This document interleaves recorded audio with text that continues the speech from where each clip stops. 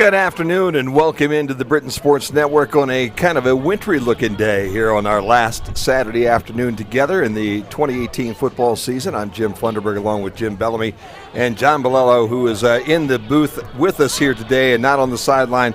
He got to look at that one last week, Jim, and said, you know what?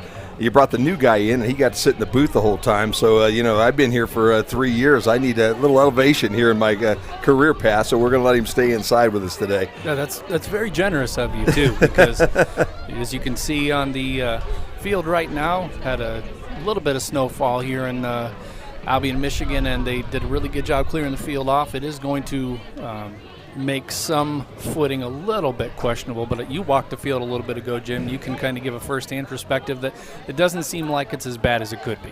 No, in all honesty, the turf, talking to a couple of the coaches before the game, the turf really is the key to this whole process this afternoon. If you look at the field on the cameras that we're going to show you, there does look like there are patches where it would be icy and slippery, but there's great footing really all over the place. Talking to them, they don't change shoes at all. They'll wear the same shoes today they wore last week when it was sunny and 40-some degrees here. And everything basically is very forgiving on that field turf. And I was very surprised when I got down there and started to look at some of the spots and then put your feet in it and try to get a little traction. It just bites right down. So I don't think slipping, probably we'll see a slip here or there, but not as many as what you would have seen if there's a traditional grass field here today. Yeah, and the officials are, you see a couple of officials out there kind of doing the same thing that the players were doing earlier, just kind of walking the sidelines, getting a feel for, are there any slick spots? Because, when you're calling the game, oftentimes as an official, you're reacting to the environment that you have. So you're having to chase the play, you're having to keep an eye on players downfield. So in a lot of cases, the officials are backpedaling to get to a certain spot, and that's where those accidents can really happen. So it isn't just the players. Of course, you also have to keep an eye on the officials in a situation like this. It's one of those kind of often overlooked aspects of the game, and you certainly don't want anyone to slip and fall and, God forbid, get injured on a day like today. You just want a good football game. John, you're an athlete around here. You guys have turf over on your field as well. Talk to us a little bit about playing on a field turf today for a couple old guys like us. Well, you got to make sure the field is pretty clear. It looks like they did a pretty good job. As you said, there are a few patches here and there. But, you're still going to see some slippage. But one thing that's good is that, with these football players, they probably have some of the best foot mechanics of the athletic teams here. So they should be all fine. I bet Markel McCoy will be juking people out today and will be fine. But sometimes I think he may have asked the wrong guy because I tend to have the worst balance. I slip no matter what the conditions are. And sometimes you'll find that with a bunch of players. But I don't think it'll be too much of a factor today. Well, the Brits come in this afternoon at 5-3, 2-3 in the conference, and for the Comets, they come in at 6-3 and 4-2 in the conference here this afternoon. So you have a situation. Well, I'm sorry, 3-3 on the year for the Britons right now. As they evened everything up last week.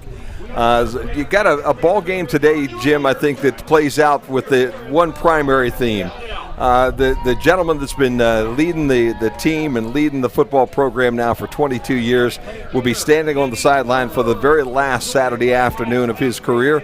And I've got to believe everybody in purple and gold this afternoon are going to try to get him out with a win. Yeah, you're absolutely right, Jim. This is the 22nd season for Coach Craig Rundle as the head coach of Albion College. He actually has 32 total career years as a head coach. He's amassed a very impressive record, Jim, of 183, 141-1, and he has a lot of highlights next to his years starting in 1997, concluding with his 2018 season, multiple-time MIAA champion, and 5 times appearing in the NCAA playoffs, as well as stints with St. Mary's, California from 86 to 89 and Colorado College from 90 to 96.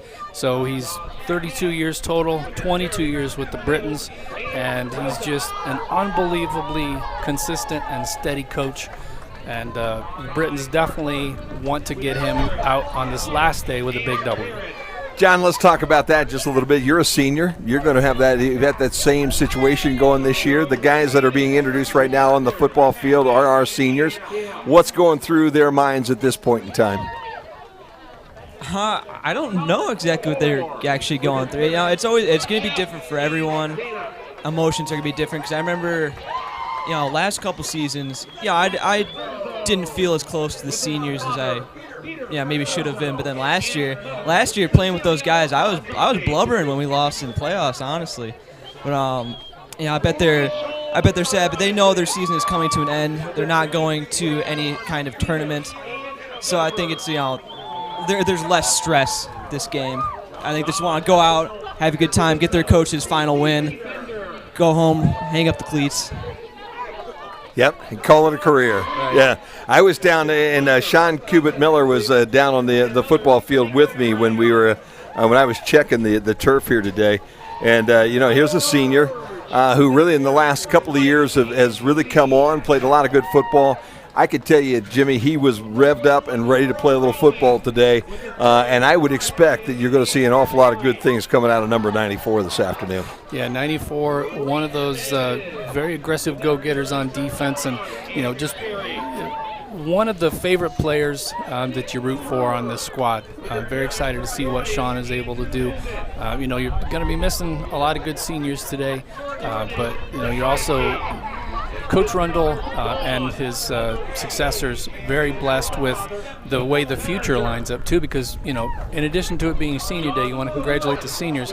You also look to next year though, and you do notice that this is still for the most part a pretty young football team. Yep.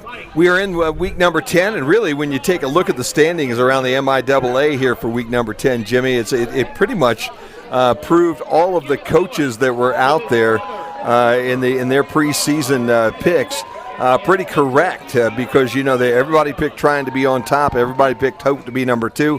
About the only change in that is if you went down and you took Kalamazoo and you flipped them with Adrian, and if you did that, you pretty much had the preseason picks right on the money.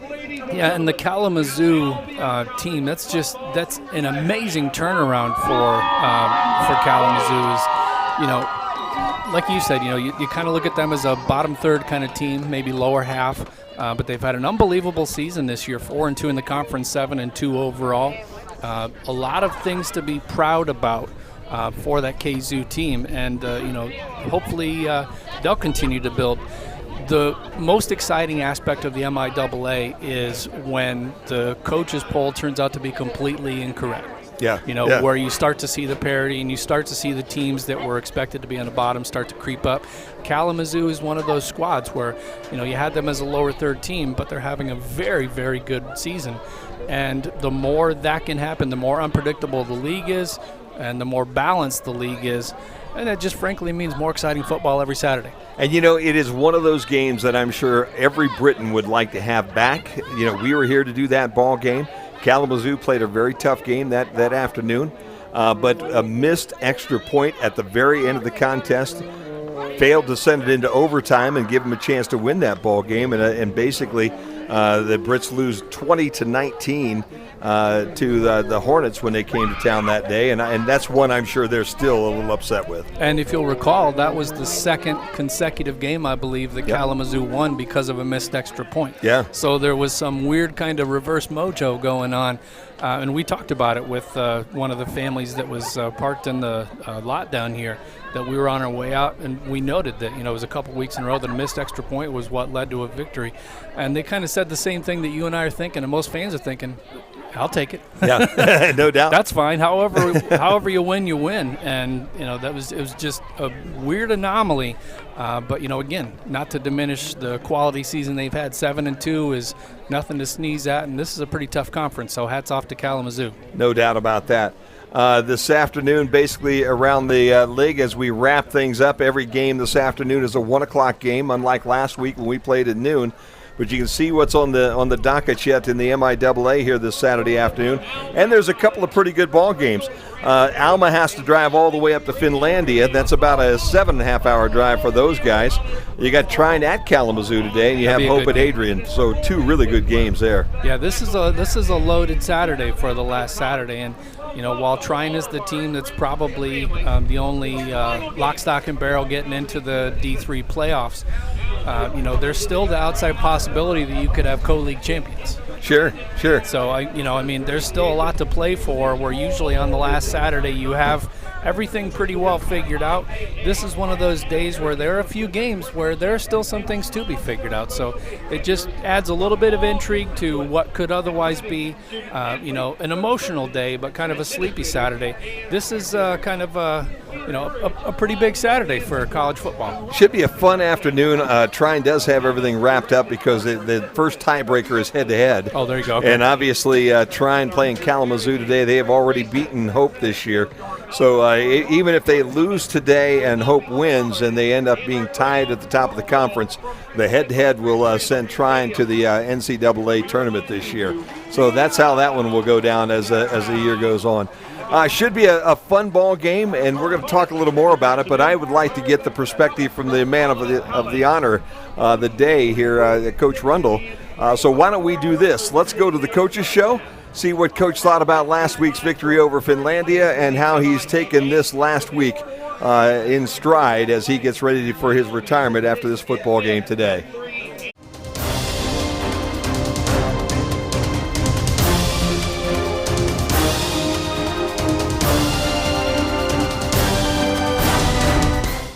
Last week's game against Finlandia was great for all the guys on the team to have an opportunity to play, and I thought our starters did an excellent job of being ready to compete and play so we could get a lead and play as many guys as we did. I think this senior group has come a long way, and I think they've seen a lot in their careers.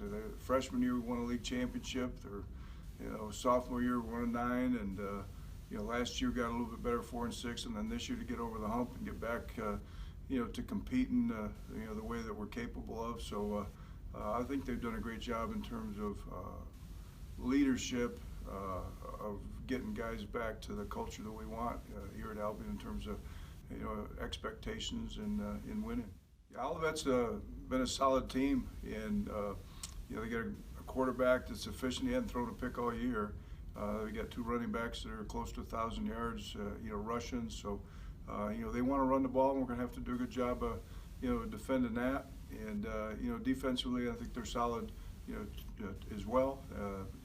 Physical guys and play hard. So, I think it's going to be a real competitive game, similar to the league games we've had that have all gone down to the wire.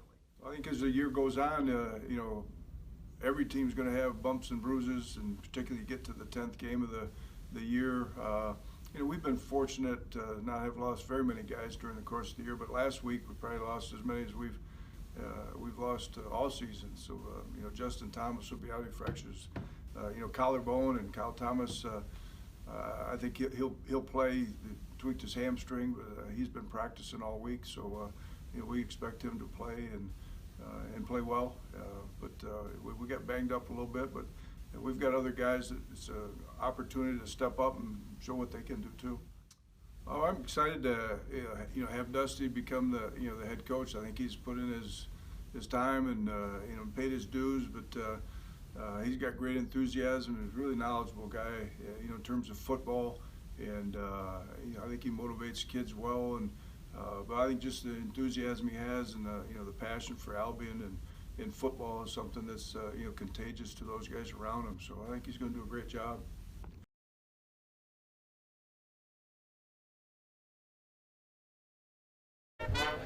Well, you can kind of get a feel for the coach there, Jim. Not a man that wants a lot of pomp and circumstance for his last game. He's just happy to have been here, proud of what he's done, and proud of what he's leaving behind, I think. Well, and you look at the area, and this is, it's a very blue-collar area. And Coach Rundle's a very blue-collar coach, and he's a no-nonsense coach, always been just absolutely fantastic to speak with and to work with. And I know that, being a head coach of an NCAA football program is never an easy thing, but he always makes it look easy. No doubt. And for 32 years, doing that 22 years here, to be as successful as Coach Rundle is and to make it look as easy as he does.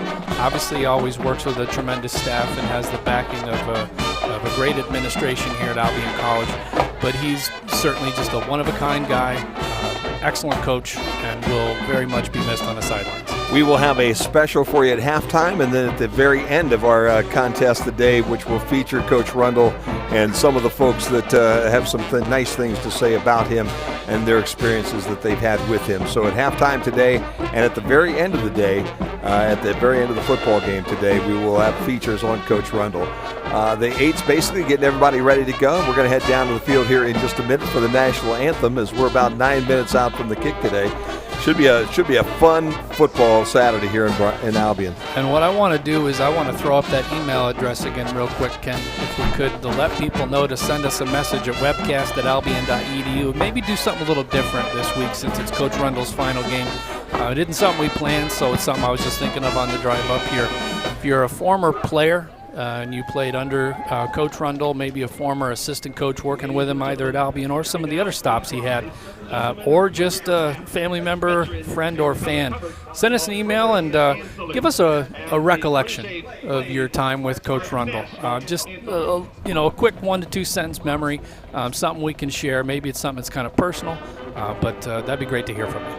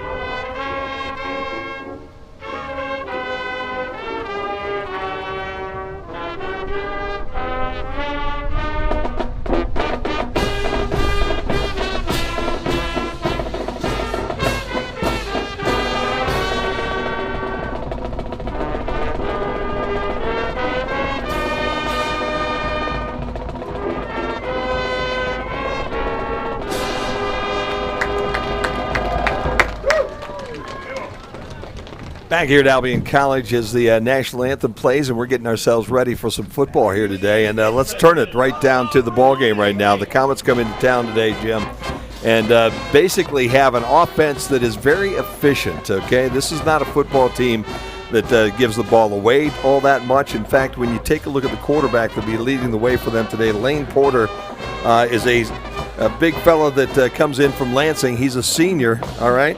And he's 138 for 197 passing here on the season with no interceptions. So he has thrown the ball 197 times already this year.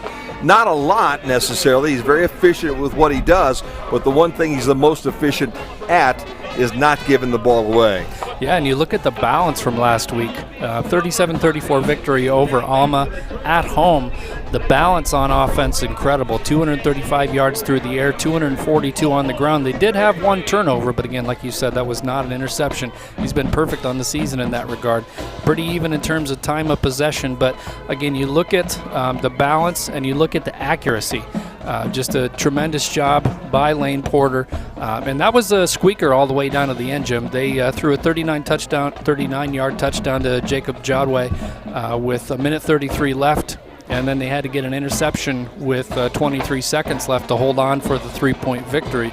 And that was senior day, so, another emotionally charged day. And it was a tough game against a one-win Alma team, but they held on to get that victory. And, the accuracy. It's just you can't say enough about the number of pass attempts with no interceptions. Britons would love to shut that one down pretty early, get one. But, as a quarterback, though, too, you have a lot of pride in your craft. And you have to think that he's going to want to try to go the entire season. Not sure if that is maybe a school record. One thing we'll maybe have to check. The number of consecutive passes without an INT for one of their quarterbacks. But it's certainly an impressive feat nonetheless. If you remember last year, we went to Olivet last year and we did a game in a torrential downpour all afternoon.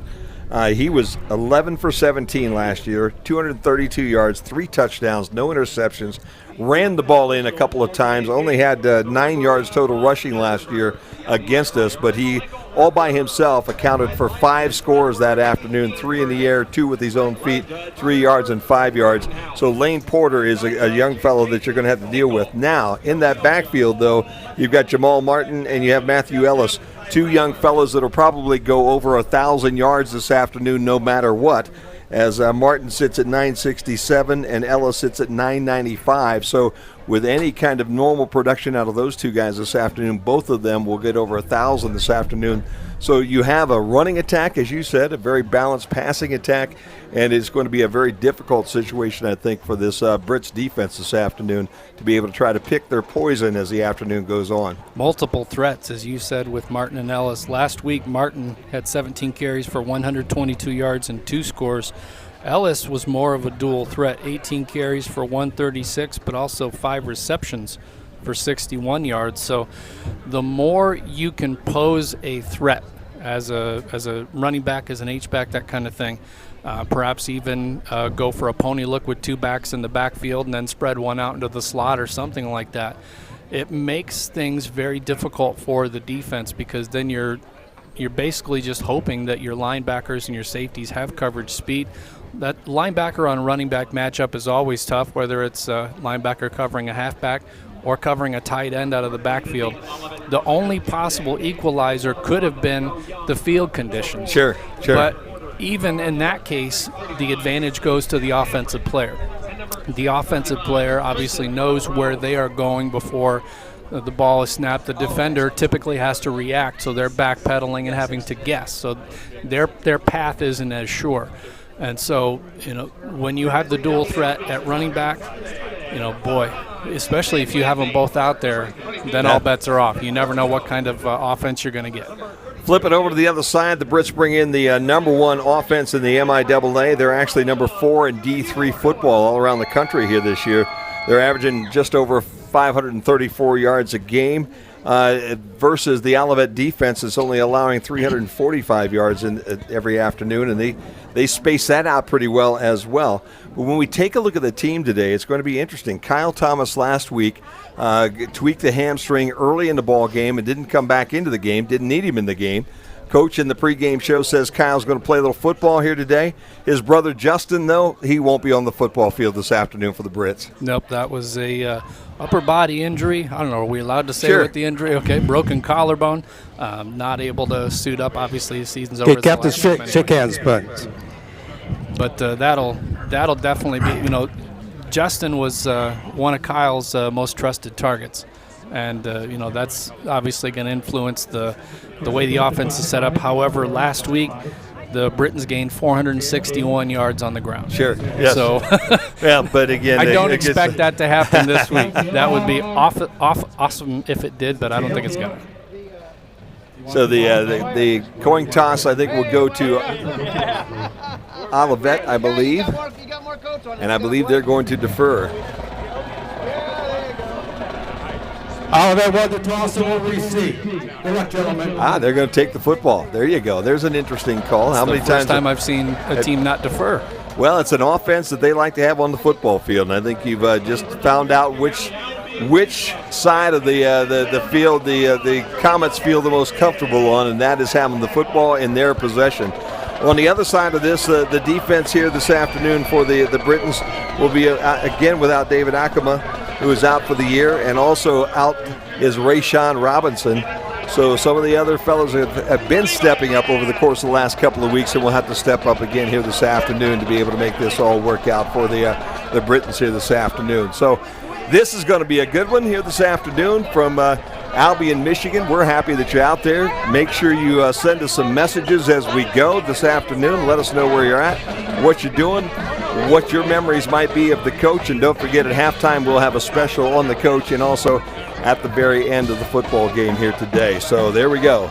Jim got a note from Dick Ritter, 66, watching from Venice, Florida. Said it's, of course, Mr. Ritter, you have to tell us that it's 87 degrees down there. But he said one more for Coach Rundle, and God love you. Thank you so much, Mr. Ritter, for sending those messages. We know you are a very faithful viewer. We always appreciate hearing from you, even though I'm just a wee bit jealous that it's 87 degrees down where you are right now. But I do mirror what you said at the end there, and that is go Brits, absolutely. Game time temperature up here going to be a little bit chillier than that. I'm sorry. A third of that. We're into fractions now, which is, well, but we're okay. We're in the north and it's November. What do you expect? It's not going to be 87 up here. But we do appreciate you watching wherever you are around the country or around the world. Well, and again for the Britons this year to be able to lose 2 skilled players. This is the kind of the neat thing for us, Jim. This is year number 4 for us. So we were here when Sam Blanzy and Brian Blanzy and Andrew Fabre made their first appearance on this field here at Schmidt-Fraser Field here at Albion. And we are here now for them to spend their last afternoon on a football field. And you've got a punter and a kicker. It's kind of unusual to lose both of them in the same year, but they both came in together. They've done wonderful things ever since they've gotten here, and it'll be a fun afternoon to watch them. Going back deep right now for the comments is John Adams III. He's number 2. He's on the visitors' sideline. And over on our sideline here is Jamal Martin at about the 3-yard line as Brits get ready to get this one underway here on this Saturday afternoon. Good to have you with us. This kick will be a high floater, and Martin will come up, and then it goes over his head and gets into the end zone, and it will be a touchback. So maybe the wind a little bit of a factor today, Jimmy. It is blowing down there, and it is blowing that direction. And that's frankly why I was surprised that the Comets took the ball going left to right.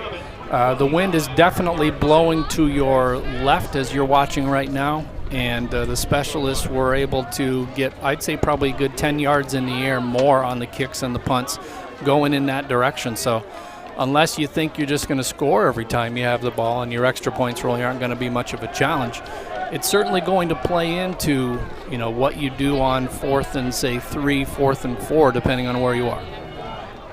Porter will bring him out, and he will have to his left, I believe, Ellis to the left is 24.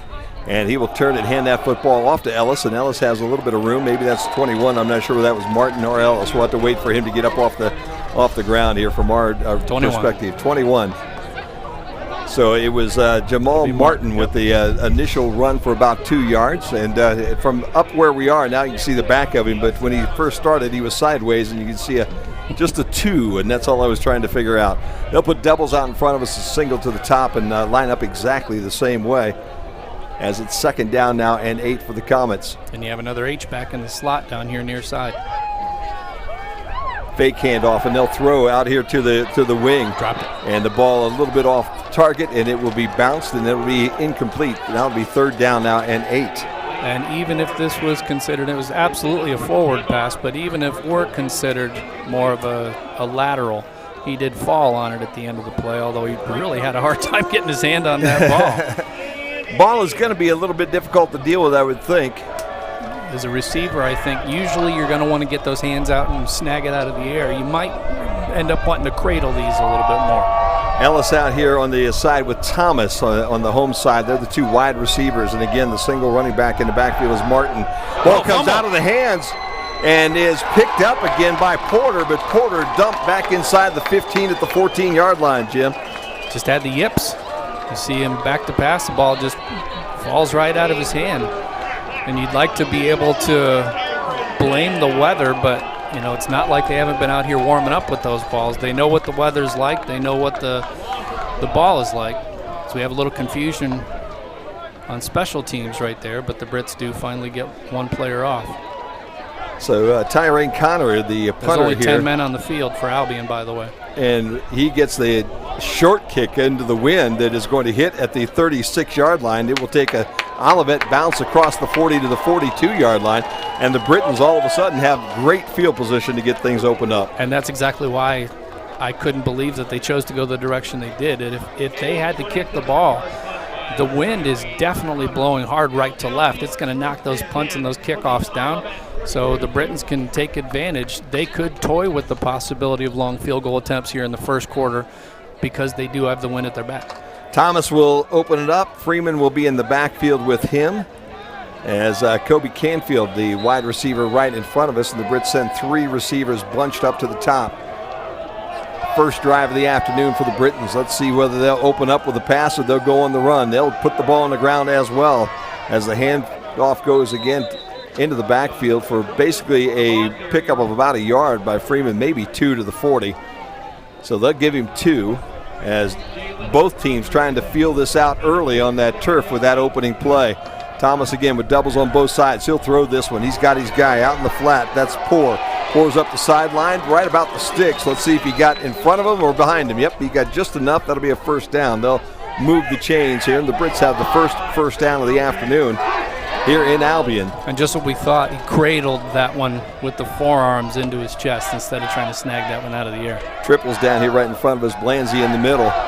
Here comes the heat. Thomas sees it, spins the other way. Going to try to make a guy miss, and does in the open field at the 30, 25, and he'll step out of bounds at the 24-yard line. I'll tell you what, you take a look at this replay, Jim, and it was all of a sudden, Kyle Thomas had somebody one-on-one in the flats. Brian Freiberger, number 36. And again, that's the offense knows where he's going. The defense has to react, and he got wrong-footed right there. Freiberger still looking for Thomas out on that football field. Here comes a busted play. Freeman right up the middle, down across the 15 to the 11-yard line. Nice job by Freeman. Look at that as he gets through one tackle. You can't arm or leg tackle, especially with one arm. And the only thing busted, I think, at the end of that busted play was the defender trying to make the stop. Handoff again goes to Freeman. This time there's no room in the end, and he goes right down at the line of scrimmage, so it'll be 2nd down and 10. I think Freeman lost his footing right there, might have stepped on an offensive lineman's shoes. You see a substitution.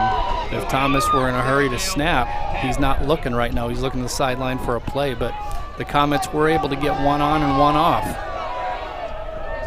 Poor Blanzy and Martin are the 3 receivers on the Olivet sideline right at this point in time, and they'll look that way, then go the opposite direction into the back of the end zone, but thrown out of the end zone and incomplete.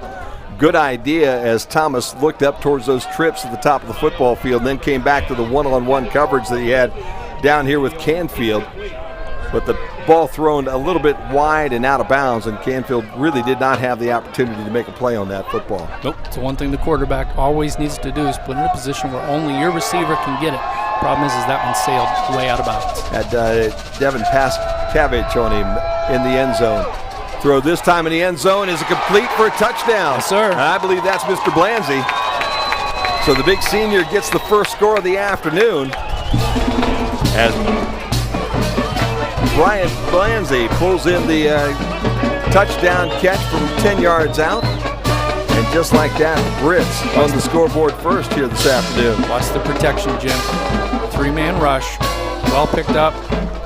Dropped extra into coverage, but Blanzy still had the separation. And he beat John Adams III, the DB there in coverage in the end zone for 6. Fabry's only missed 2 extra points all year long, and he's not going to miss this one. And just like that, the Brits go up 7-0. John, I'll tell you what, pretty nice little drive for the Brits there.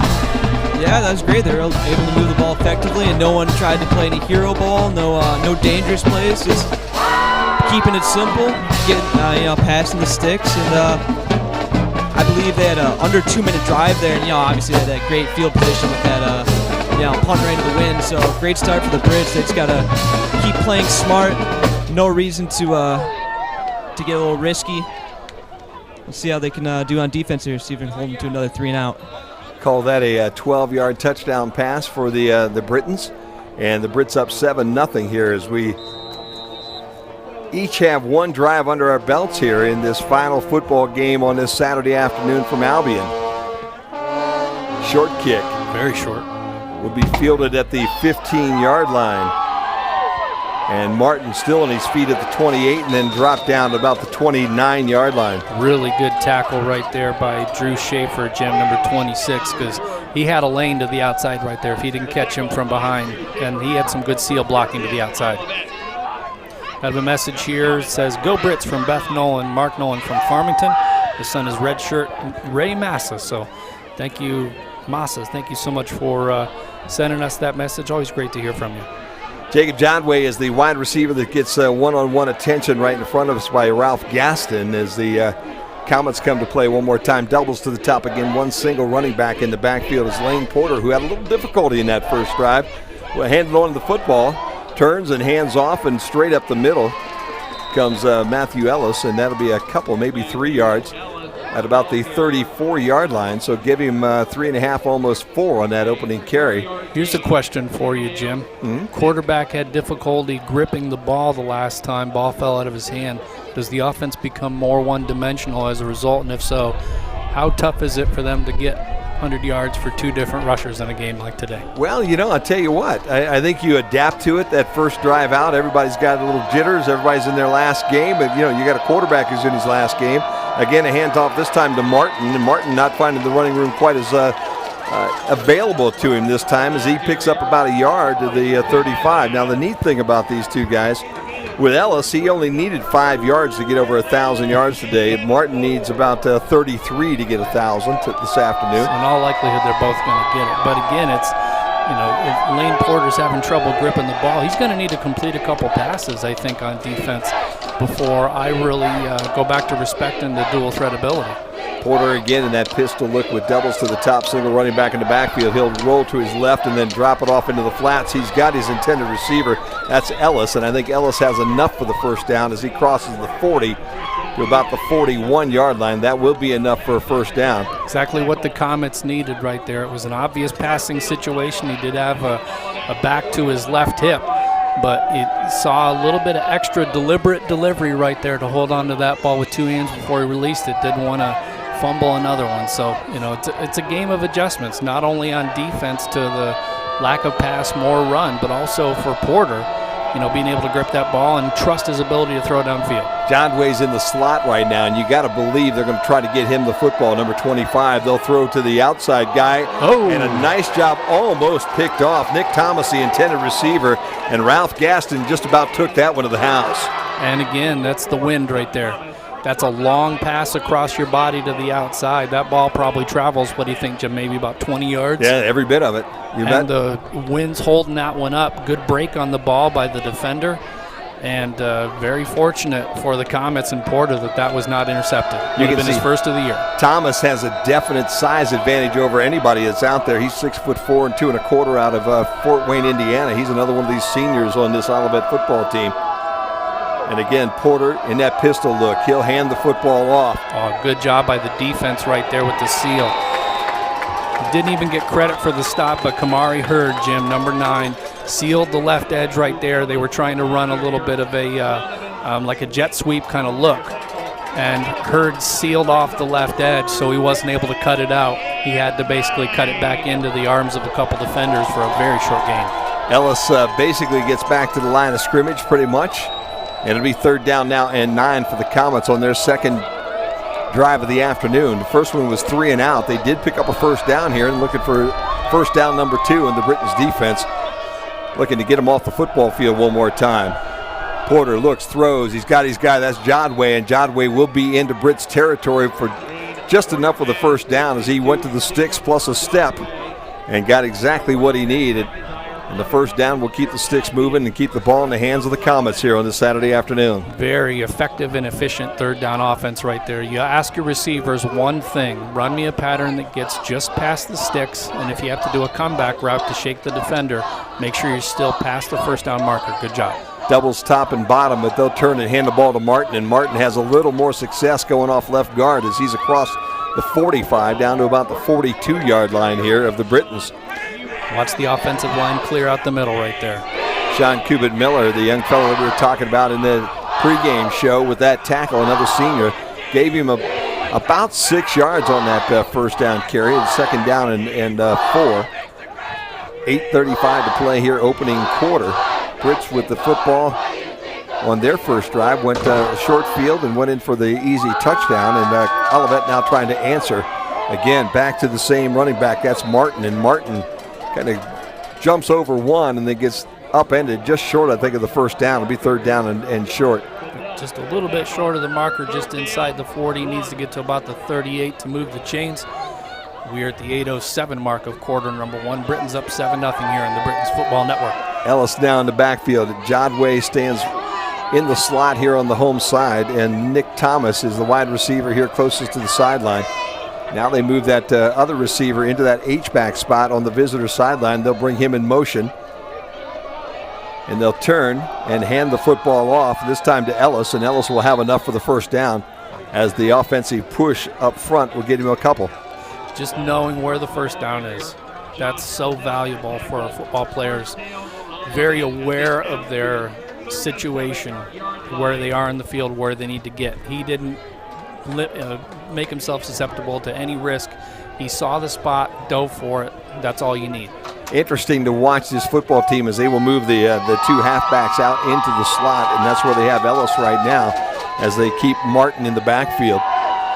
Porter drops and looking to throw, and he's going deep across the middle of the football field, and it's going to be a flag. He leveled the guy in his pattern, but hey, I'd rather have that than an easy touchdown. Jodway was the intended receiver. Now let's watch this hit, because was the ball had it gotten to him or had it gotten past him by the time that hit was laid? Nope, that was right there. I don't know. All he had to do was take a step inward, and he would have had it. It was certainly close enough. So the officials right on the spot. 15-yard penalty, automatic first down. They see it your way, and that moves the football now into a little deeper territory for the Britons as it's down to about the 15-yard line. I just keep looking at the trade-off. 22-yard line, I'm sorry. Yeah, Jodway was open temporarily there for what appeared to be 6. Yeah, easy touchdown or 15-yard penalty. I'll go ahead and take the penalty. First down and 10 now for Olivet. Make the Comets earn it. Porter again in that pistol look, and again to his left is Martin. He'll hand it off to Martin. Martin tries left side, breaks through one tackle but can't get through 2, and it'll be dropped for just a short pickup. Martin listed at 5'9", 175. Tyler George, the young fellow with the tackle there for the Britons, and again, Tyler George, another one of those seniors out of Homer, Michigan, playing his final game here this afternoon in Albion. So far it's been kind of the game we expected it to be, Jim. I mean, they're very well balanced for Olivet, back and forth between the run and the pass. And they've got a way of being able to get on the football field and eat up some clock, don't they, huh? Yep, and it's a very deliberate offense. So you see a lot of offenses, including the Britons, run hurry up. They'll run a little bit more deliberate. There's a hand off to Ellis, but the ball's in the air. Did he get back on it? I think he did. Man, Ellis just absolutely started to take off and didn't have the football. As you can see, bad exchange. Look at that ball up in the air. Yeah, it looked like Ellis was kind of in motion when the ball was snapped. So he got his hand on the ball when the quarterback started to catch the snap. So I wonder how that wasn't a false start. Aronson was the young fellow that was trying to get that football, but unfortunately for him, Matthew Ellis a little bit quicker, getting down to the turf to scoop that one back up. Third down now and 8 for the Comets. Fake handoff, looking for the corner. Good coverage in the end zone. Intercepted in the end zone. Darryl McIntyre is the young fellow that pulled that one in, and a good job on the turnover, and the Britons with the football again. So the first of the year. Took him until the first quarter of game number 10 to throw one. But that was kind of a telegraphed pass towards the corner of the end zone. And again, you talked about it with Thomas going the opposite direction, putting the ball where only your receiver can get to it. That was excellent press coverage. Also used the sideline as a second defender there. Squeezed him out of the play and had position to make the interception. Great defense right there, and a turnover for the Brits back at the 20. Great defense by the Britons here this afternoon. Let's see if we can turn it into points here as the offense comes back out on the football field. 5:47 to go, first quarter. Turn off, rounded handoff, and still on his feet trying to fight for everything that he can is McCoy. And I'll tell you what, he just kept, I was waiting for him to go down, and Markell said, no, I'm not going down. He got about 3, maybe 3.5 on that first carry. So Freeman and McCoy going to shift in and out here this afternoon. Thomas to throw, out on the flats. It's complete, and then stepping out of bounds is Cullen Poore, I believe. Poore with a catch for a couple. It'll set up a third down now and about 4 for the Brits. You see a much different offense with the Brits out there with the ball than you did with the Comets previously. Running a lot faster pace, but that also means that if you're not able to pick up this third down here, defense isn't going to get much rest. Poore goes in motion and ends up on the slot, almost offsides on Olivet, and maybe it was. Yep, got in the neutral zone. If so, that'll be a first down for the Britons. And it was absolutely an offsides. With 5 minutes to go here in the first quarter. Unless they're saying somebody flinched and drew him. And the only thing I can see the conversation taking this long for. We had a lot of conversations last week, Jim. You'd loved all the conversations, wouldn't they, John, huh? Yeah, I think 10 minutes worth of that game was just the refs talking about simple calls.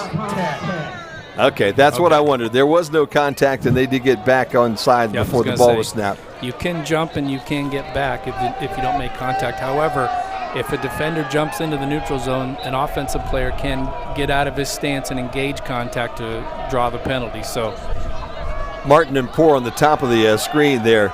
Thomas drops. Now he's going to have to run away from the defense, and he's going to have to slide just a little early.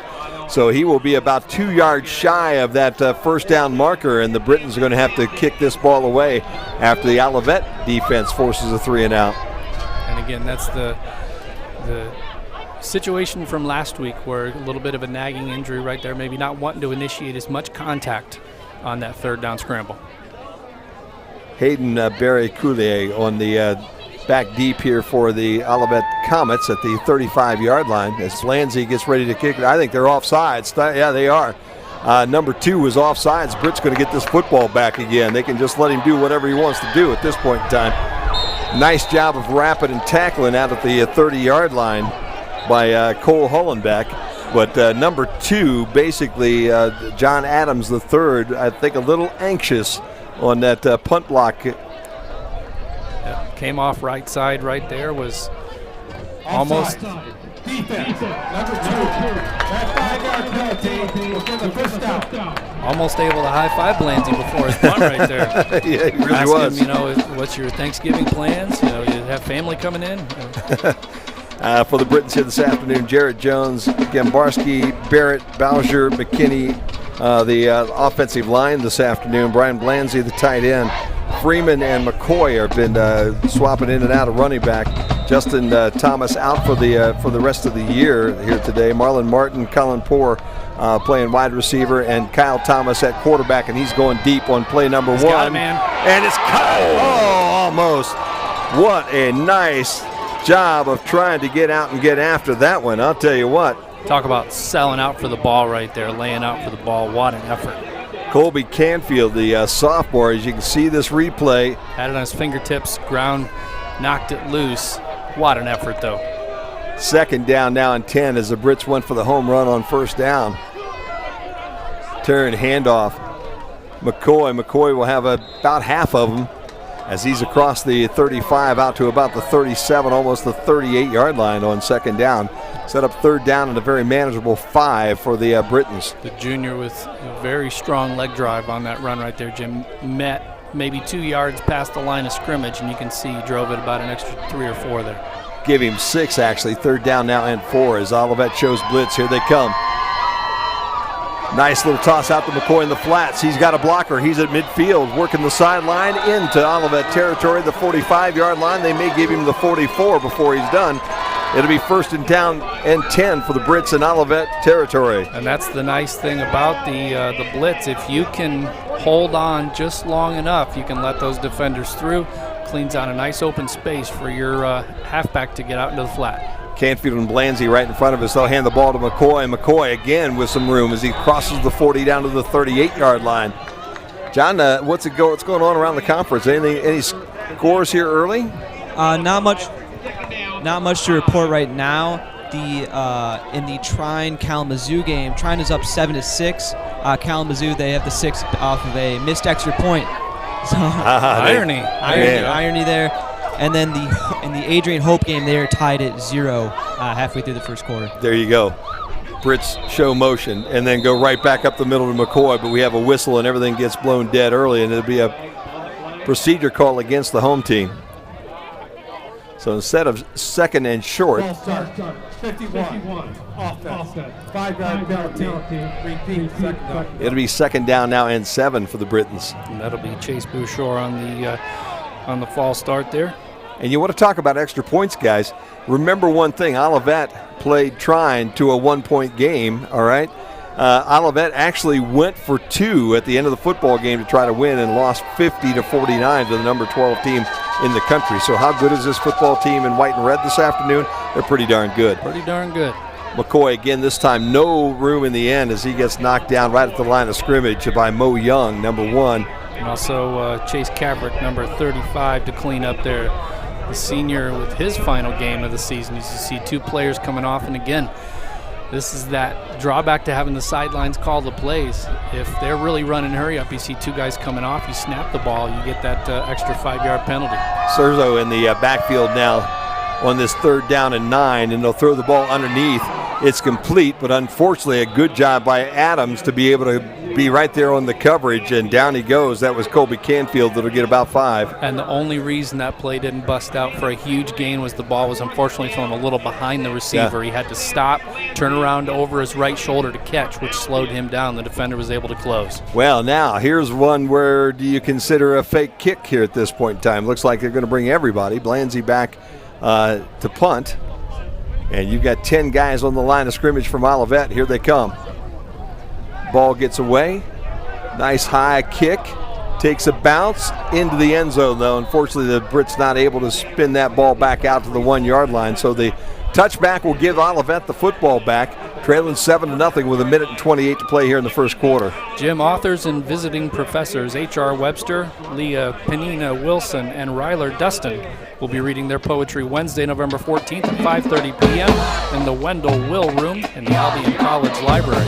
A reception and book signing will follow the readings. The event is free and open to the public. Call the English department at 629-0232 for more information. Britain's defense this afternoon, Aronson, Miller, and Bozell on that front line.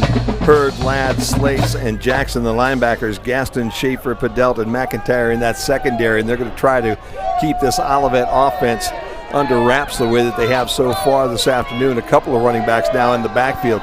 They'll give it to the second guy coming out at 21 is Jamal Martin, and Martin again so far having one of the tougher Saturday afternoons he's had here all season long. Well, and you see him kind of limping off there too, Jim, right foot.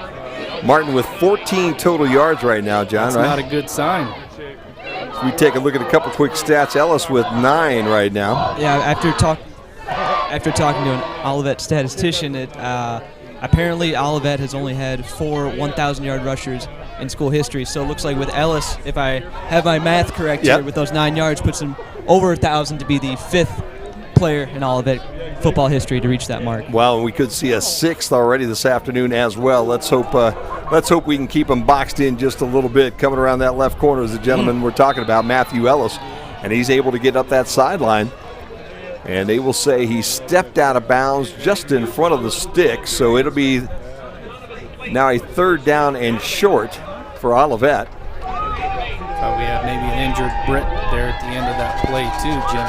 Slates with a tackle for the Britons. 3rd down now and 1. And again, Matthew Ellis, the running back in that backfield. I think it was McIntyre, number 10, for the Britons that was slow to get up, but he's back on the field far side. Jodway comes in. Thomas goes to the sideline. Nope, in fact, he just goes to the other side as they flip-flop the 2 receivers, as now he's the wide receiver over on the visitor side. 3rd down and 1.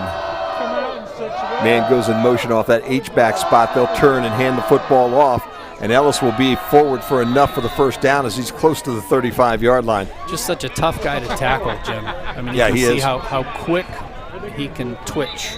He can put his whole body towards going inside and then just hit that plant foot and just dart outside. So excellent run there to move the chains.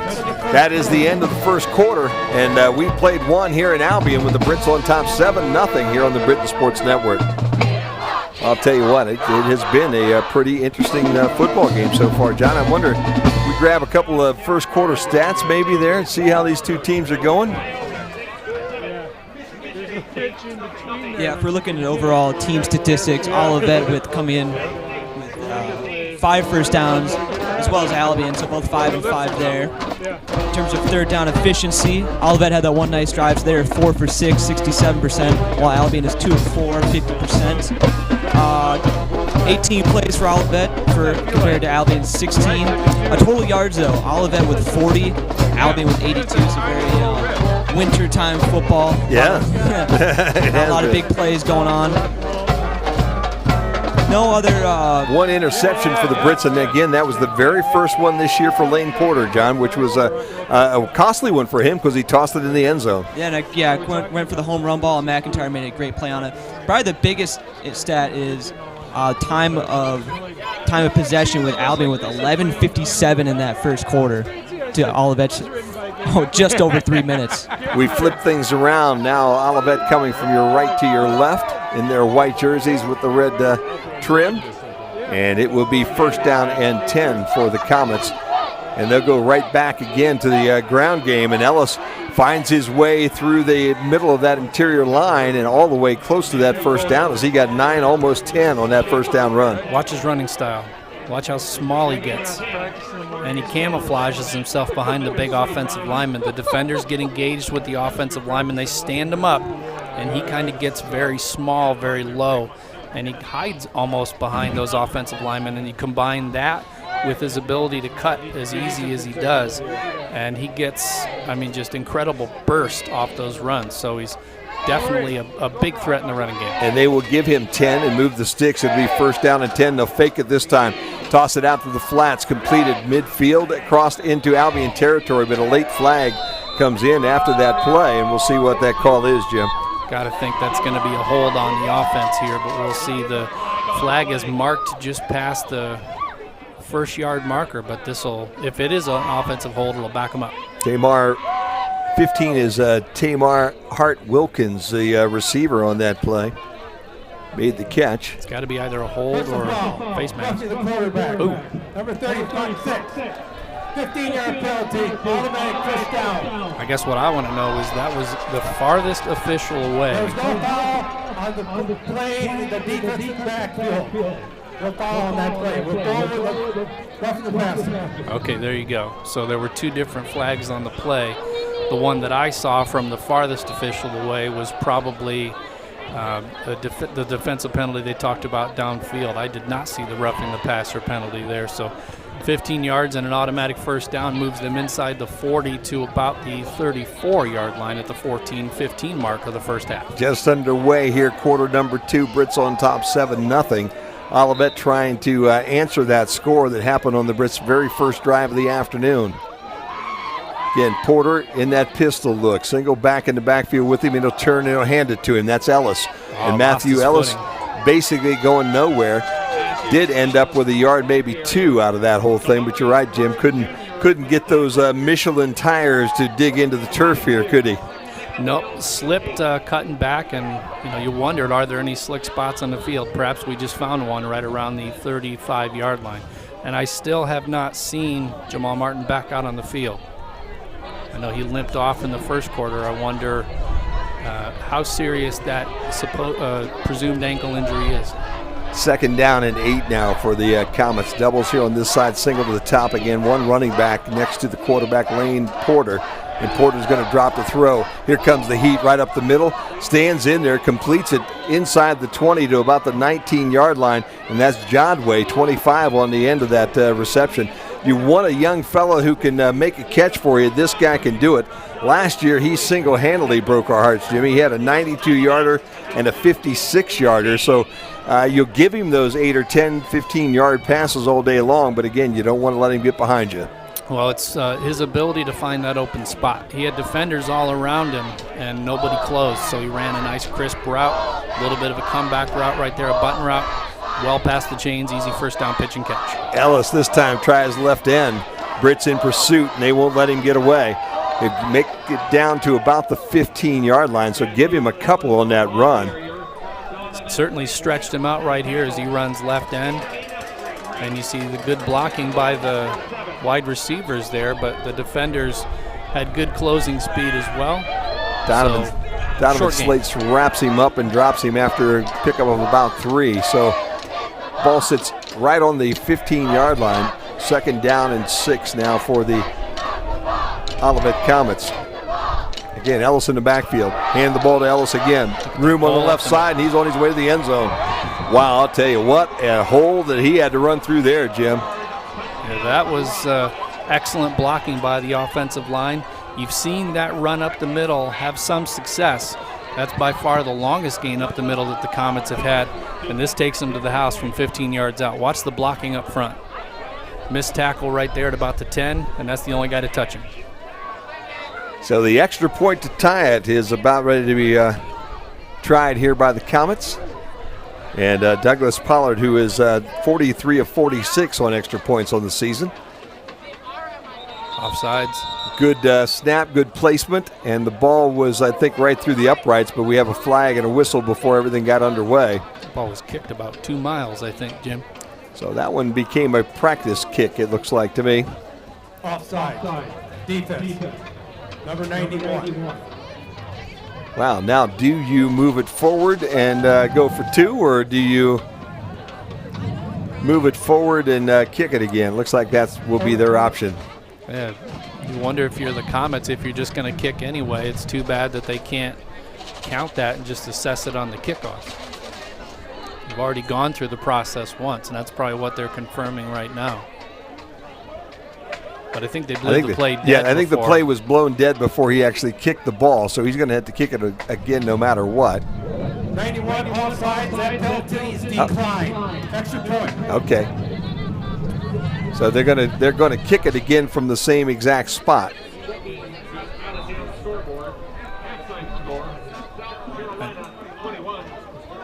Ball on the 10-yard line here. Part of this could be the kicker's preference, though, too. Sure. Yeah, you know, you have a routine, you know where you're at, and the Brits go jumping again. I'll tell you what, you are. Miller. If you're going to jump. 94, the defense. Now we're going to walk over and see, do you want to accept or do you want to decline? They might bring they might take it and bring their offense back on the football field right now. Yep. Yep. So they're going to bring the offense maybe back on here. I don't know. At this point, why not, right? I mean, you've had 2 offsides penalties. The ball's at the 1. You just had success with a 15-yard touchdown run up the gut. What do you have to lose? Yeah, well, it's the last game of the year. You'd like to win the ball game, but past that, obviously, nothing really matters to this point with that. Matthew Ellis, give it a shot, is the running back in the backfield right now. You've got Thomas wide to the top. You got Jodway right in front of us. Let's see if they'll go to one of those 2 receivers. Nope, they're going to go with a quarterback keeper, and the Britons see it, snip it out, and drop him in the backfield. That is Quentin Jackson that saw that one coming. And so you spread everybody out, and you think that Lane Porter is going to get a free run to the end zone, and things didn't quite work out the same way they wanted it to. Nope, and if you would have handed that to Matthew Ellis on the sweep going right, you had a free linebacker unblocked who was happy to meet him with open arms as well, going off right end. So that play wouldn't have worked no matter which way you chose. Wow, Johnny, I'll tell you what, this one might be one they look back on later on in this football game as well with that mixed 2-point conversion. Yeah, I mean, I guess both teams have nothing to lose, but, maybe a little early to go for 2 there. But that drive, it was a 80-yard drive, 9 plays capped off of that 15-yard rush by Matthew Ellis. I also have some scores here. Trine is now up 14-6 over Kalamazoo at the beginning of the second quarter.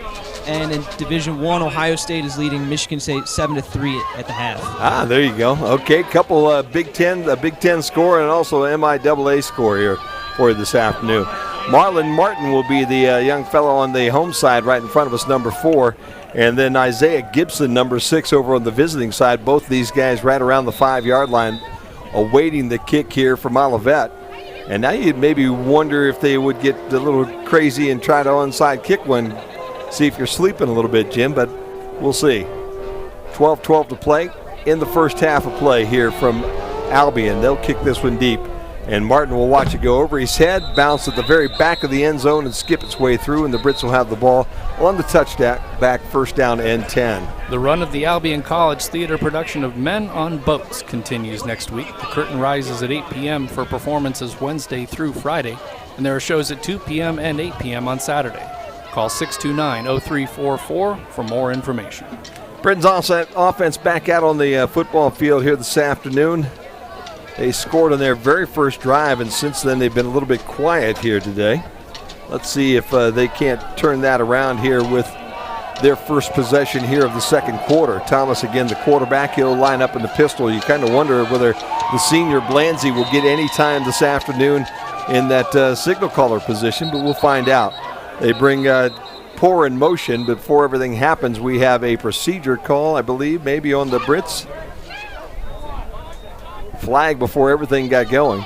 Yeah, it must have just been maybe a reset. Play clock is 45 seconds. And wind it. Good eyes, Jim. Good eyes. Well, they didn't do the raise the roof, though, so I'm kind of bummed by that. I always like watching the. There he goes. Now he's raising the roof. Ball comes right up the middle to Freeman, who's out to about the 30-yard line. So give Freeman almost 5 there on first down. And Jim talked about Olivet's pretty good season so far, 6-3 overall. Only 2-2 on the road. Of course, so the Brits are only 2-2 at home this year. So, so you got a battle of two teams that are 2-2 here this afternoon. Again, Freeman with the carry, and he'll have the first down this time out across the 37-yard line. Tough yards by Freeman, spinning and pushing at the same time. Usually you don't see that combination being done, but Freeman just such a strong runner. First down. Thomas looking, plenty of time over the middle, trying to hit Blanzy, and boy, if he'd have put a little air underneath that one, the big senior's still running. Yep. Blanzy broke open late, and that ball thrown just a little bit too far in front of him. Merriman, the freshman, number 38 in coverage right there, looked like he almost kind of had the wrist a little bit, but weren't calling it. Second down and 10. They'll fake the run and throw the ball again into double coverage, a little too far, and it will hit the turf here.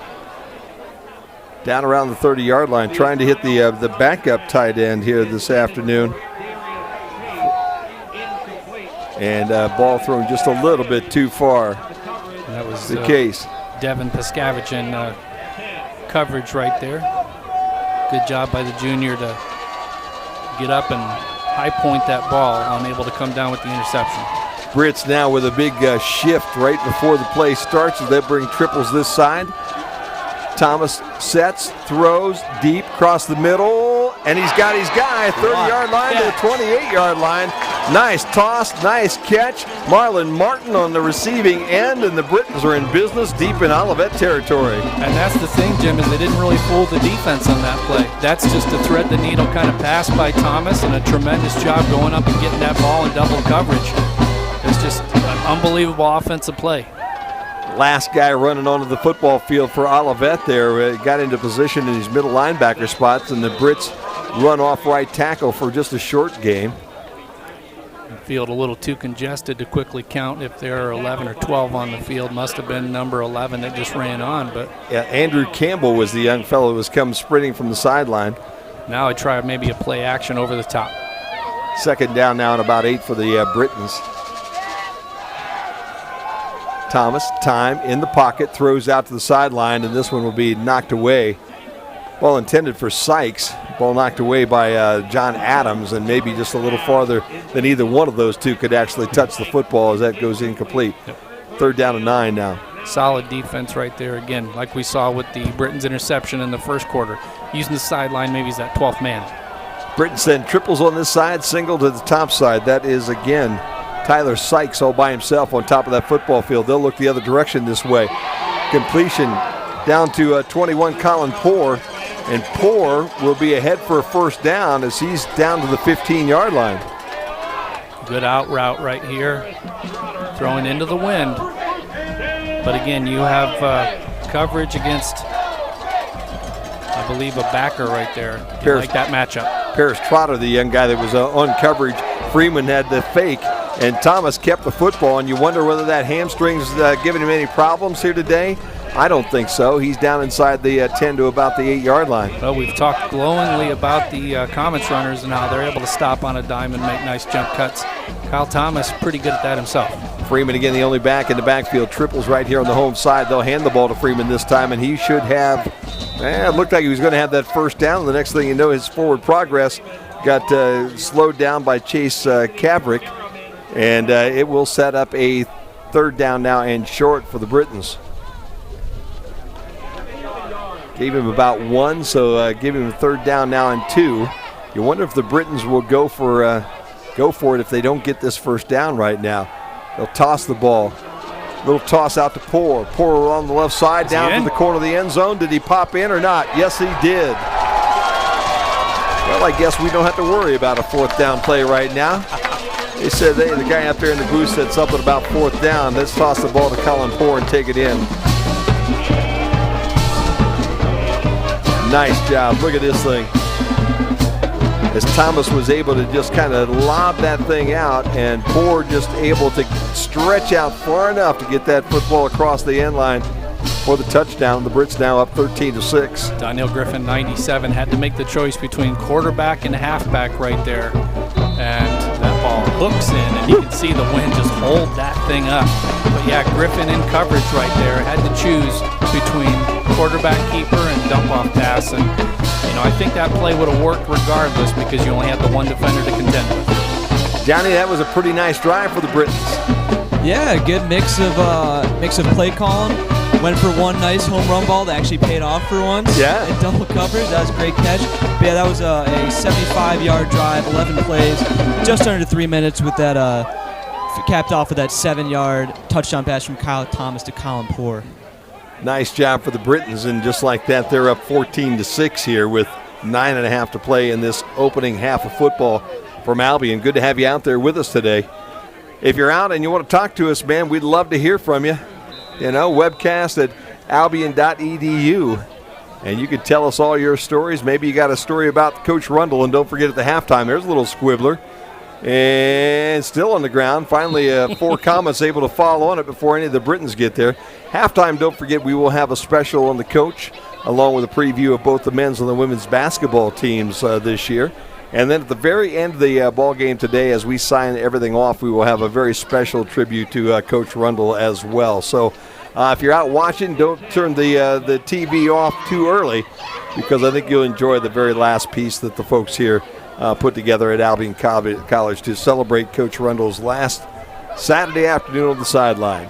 And unfortunately, as we said early in the pregame, Jim, both these teams playing for pride. No NCAA appearance opportunity for the Britons this season, but they certainly want to send Coach Rundle off with a victory against a really good Olivet team today.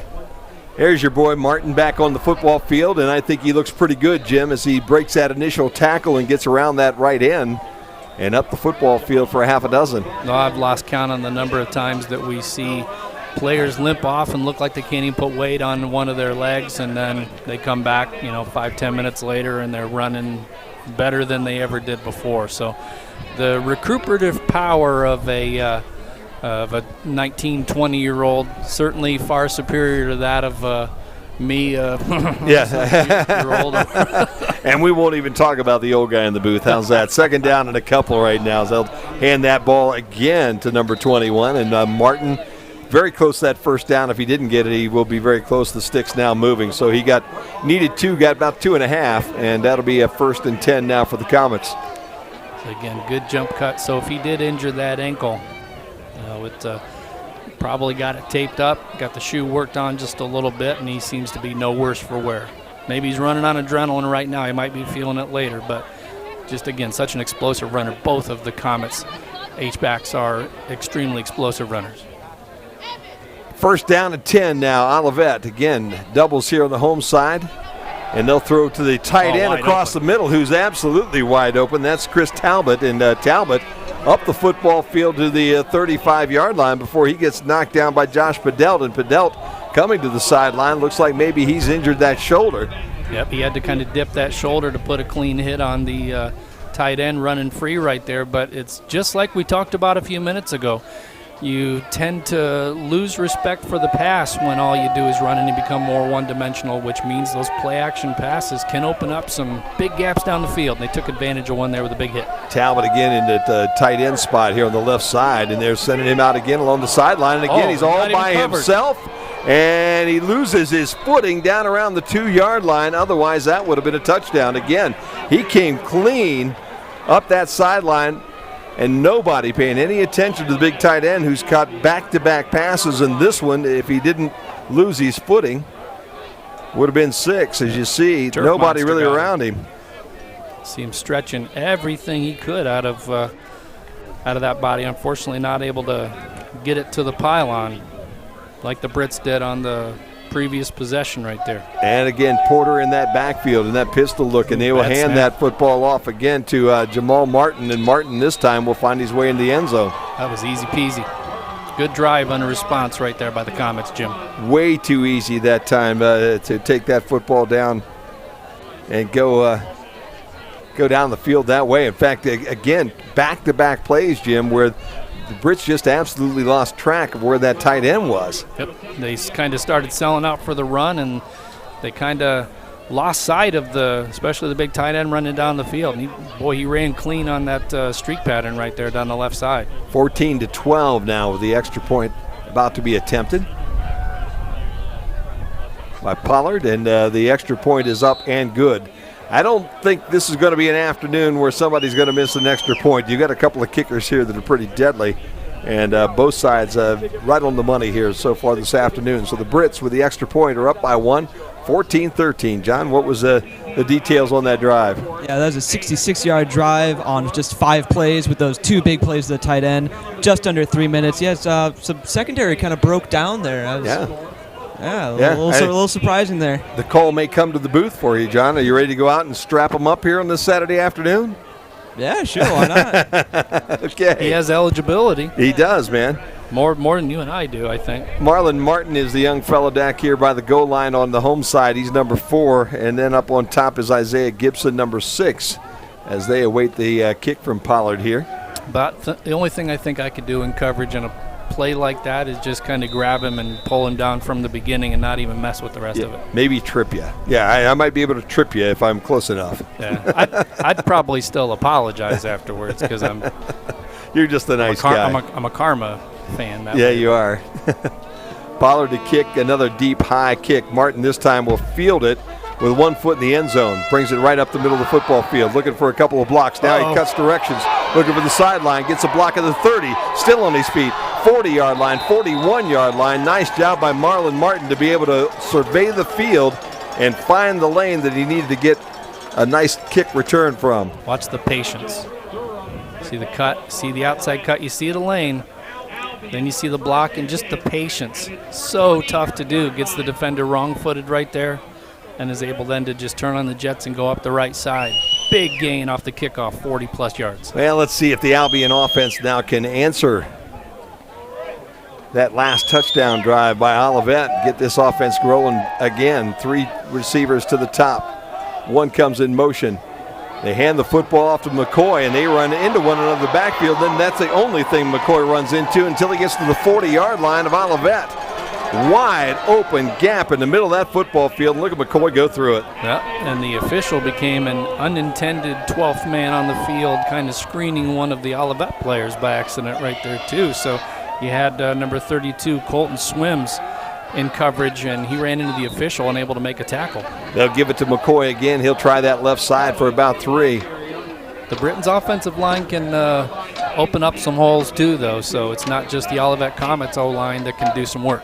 No sign of snow now on the playing surface to speak of at this point in time, as things are starting to dry out just a little bit as Thomas throws downfield to Sykes a little bit short of Tyler. Incomplete, makes it 3rd down now and about 8 for the Britons. Good pursuit on defense right there by Freiberger, number 36. Big guy, but a lot of lateral quickness and mobility right there, keeping up with Thomas, who's very fleet of foot. Zach Serzo checks into the football game, and the Brits show just a little bit of a different look as Thomas was under center there for a second. Now they shift out of that, send 3 receivers to the top. Thomas drops back. He has time, throws, got it, caught, by Colin Poore. Poore keeps it and then gets leveled down around the 22-yard line, but not before Colin Poore has plenty for the 1st down. And it's good to see him get up off the turf. Yeah, he got, I think, trucked is the word by Colton Swims. We just talked about him a moment ago. Swims comes up and lays the hammer down, as they say, hit, shoulder to shoulder, clean hit, and he wasn't down yet. So Gibson goes in motion.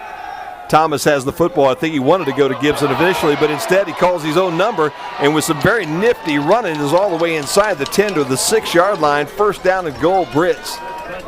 I think, Jimmy, they wanted to go towards Isaiah Gibson, and they had him pretty well locked down. That was the touchdown play, if you recall, Jim. Yep. And Thomas said, that's not there. Let's cut the other direction, and he found a wide open lane all the way down to the 6-yard line. McCoy still on the field, but he lost the football. It's in the end zone and recovered by the Comets there. just a yard inside the end zone. So McCoy loses the handle. Ball bounces into the Olivet end, the Britton's end zone, and is recovered there by Olivet. Tough situation right there. Yep. One hand on the ball. Good punch. It's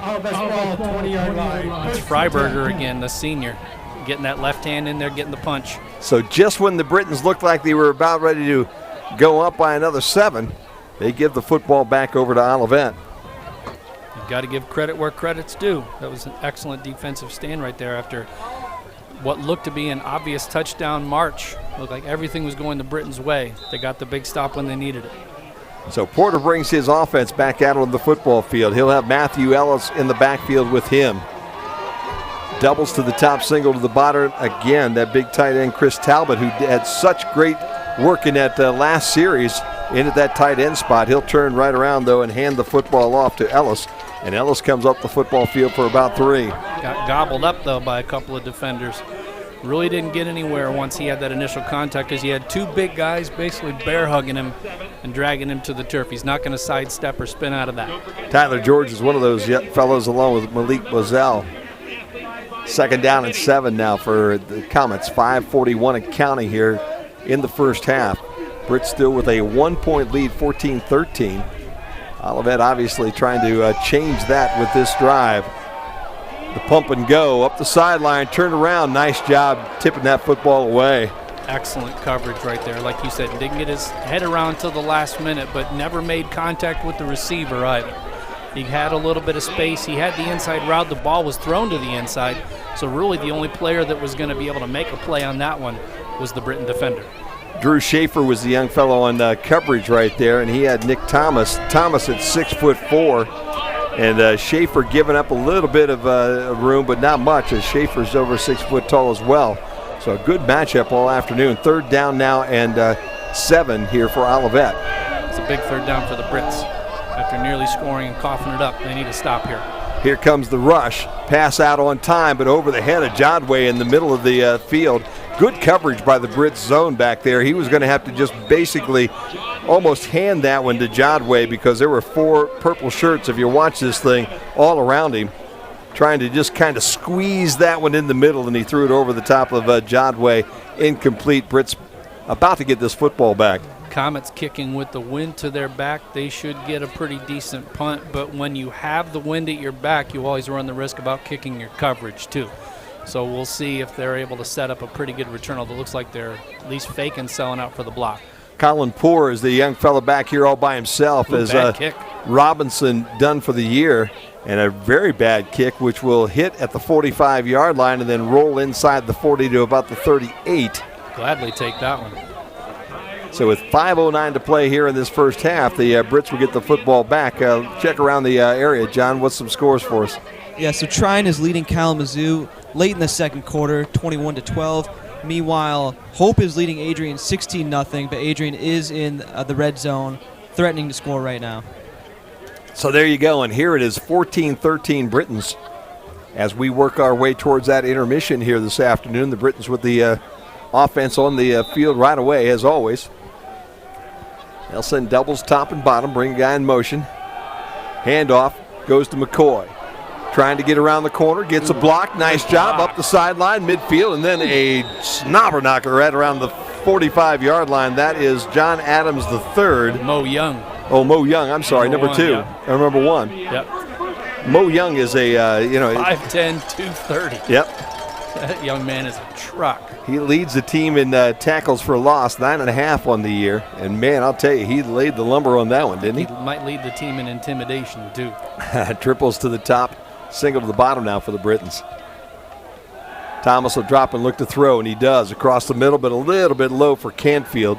A little bumping going on right there, but no call. That was John Adams' third in coverage. Yeah, a little difference between number 2 and number 1 when it comes to size in there. Just a smidge. Just a smidge. About the same height, Jimmy. I wouldn't want to get hit by either one. Yep, I wouldn't either. So Tyler Sykes will check on the football field for Kobe Canfield as the Britons send doubles top and bottom. Marlon Martin with his hands in the air up top, signaling, I think, that he has one-on-one coverage up there. Blanzy on the inside to him. They'll go the other direction, though, to Canfield or to Poor, and Poor takes his eye off of it at the last second and loses the football. Chess, as we always say. You got to think 2 moves ahead right there. The problem is you have to catch the ball before you can do the next move and the move after that. He had a couple yards ahead of him, too, if he could just pulled that one in. But unfortunately, the incompletion sets up a 3rd down now and 10. Stops the clock at 4:37. 3rd or 4th time now where Thomas is going to his sideline looking for a play, and the Comets are subbing 2 guys out. They could get too many men on the field. Throw almost caught, not quite, and that was to Sykes. And the ball will go in front. In fact, that was Brian Blanzy, the intended receiver, 87. Good coverage by Paris Trotter, the backer right there, but kind of draped on him at the end there, Jim. Yep. Had a little like a cheap suit. Had some heat coming right in his face, too, did Kyle Thomas. So had to throw it a little early, but good ball getting it again where only his receiver could have put a hand on it. But just good defense by the Comets right there. On an afternoon where you thought there'd be a lot of offense out of these 2 football teams, it's 14-13 as we're heading towards the half, and a fair catch at the 20-yard line will give the Comets the football back. And you can see the impact the wind has, Jim. Blanzy with a pretty strong leg, but the wind just knocking that one down. So it'll be 1st down and 10 now, Olivet. Remember, the Britons get the football to open up quarter number 3 here this afternoon, as Olivet won the toss this afternoon. And unlike most Saturday afternoons, Olivet chose to take the football to open up this game. Might be the first time we've called a game this fall where the team winning the opening toss has not deferred. 1st down and 10. They'll spread things out. 2 to the top, single to the bottom. Still the tight end on the top side. Single running back in the backfield. They'll swing that ball in outside of the backfield to Matthew Ellis, and Ellis still on his feet at the 30, 35, 37-yard line. So a nice pickup on 1st down of about 17. Well-designed play right here. 1 man to beat, good cutback, and then it's just D lineman on running back. I always take the running back in that. Gang tackle, but well past the chains. So the Comets trying to put together a drive right here before the end of the first half. Both teams with 3 timeouts, so no reason to rush if you're the Comets, and they definitely have not run an up-tempo offense to this point, so no reason to think they would have to here either. Ellis is the young fellow in the backfield to the right of the quarterback, Porter, and he'll turn and hand it off to Ellis. Ellis with a couple of jump cuts. He's across the 40 and still on his feet at the 48-yard line, and then eventually steps out of bounds. He may not be a big guy, but the end of this run, Jim, shows you all you need to know about his leg strength. He gets tackled up by the neck area, pulled down. He stands and withstands that torque, and he's still trying to move those legs to cut forward. So that tells you everything you need to know about the strength of his lower body. Cole Hollenbeck was the young fellow that made the tackle there for the Britons. But it's 1st down and 10 at the 49-yard line, their own for Olivet. They'll hand the ball again. They'll come around that left corner and into Britton's territory to the 45-yard line. And again, it's 34-24 meeting after about a 5-yard pickup up the football field. Wonder if they'll maybe exchange jerseys in a show of sportsmanship at the end of the game. They're meeting each other quite a bit out there. They'll give Ellis 6 on that carry, almost 7. So it's 2nd down and short now for the Olivet Comets. The speed of the Britons linebackers and defensive backs is absolutely going to be tested today because those running backs are the real deal. The H-back Tamar Hart-Wilkins in motion, now standing, pumping those feet. They'll throw the ball up to the top side. That's Jodway, and Jodway will have the 1st down at the 40 as he takes a lick and goes forward for an extra yard. That was Kimuri Hurd that made the tackle there for the Britons, but not before Jodway is able to get exactly what he needs. Moves the sticks, keeps the chains going, keeps the football in Olivet hands, and the drive continues here with 2.5 minutes to go in the first half. Unsung hero of that play is number 85, Nick Thomas, who's now in the near side, split out wide. Good seal block right there to give him the space to do just what he needed to do to get the 1st down. Again, the same formation pretty much that they have run all day long. Doubles on one side, single to the top. Here comes the Britons rush. Wide open. Into 3, the nice little catch out by Chris Talbot out to the 33, 32-yard line. And with that kind of defense, Jim, you'd have to think that that's not a blown coverage. What that is giving a lot of cushion so you're not beat over the top on a play like that. So the underneath route is probably going to be available. But still, 2 minutes to go, very deliberate offense, 3 timeouts. They'll take the underneath route because before you know it, they'll be inside the red area. Talbot and Jodway on the top side of the screen right now. Doubles here on the home side. They'll turn and hand the ball off. And again, that's Jamal Martin that will be ahead for the first down, but there's laundry on the field back here around the 30-yard line, 33-yard line. That's right near the line of scrimmage, too. So to me, that would have to imply, and I've never been very good at this, folks at home, but this would probably be an offensive procedure penalty. Officials will talk things over. 5 people in the backfield. 5-yard penalty, replay the down. Too many men in the backfield, nobody covering up the tackle probably. And that'll march them back 5 with 1:43 to play. Again, Comets have all 3 timeouts, and the Britons do get the ball to open up the second half. Second down and 9 now for the Comets after the 5-yard walk-off. Is that their first penalty today, Jim? We'll have to do a little checking. I'm not sure. They certainly haven't had many. Not been many penalties really called, and it does seem like most of them have been Britain so far.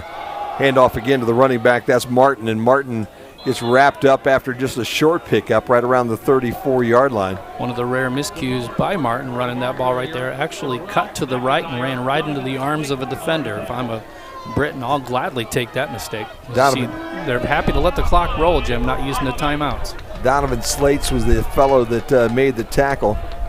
And again, you know how explosive the Britons' offense can be. I wouldn't leave them with much time either if I'm the Comets, so I can see why they're not going to bother with the timeouts.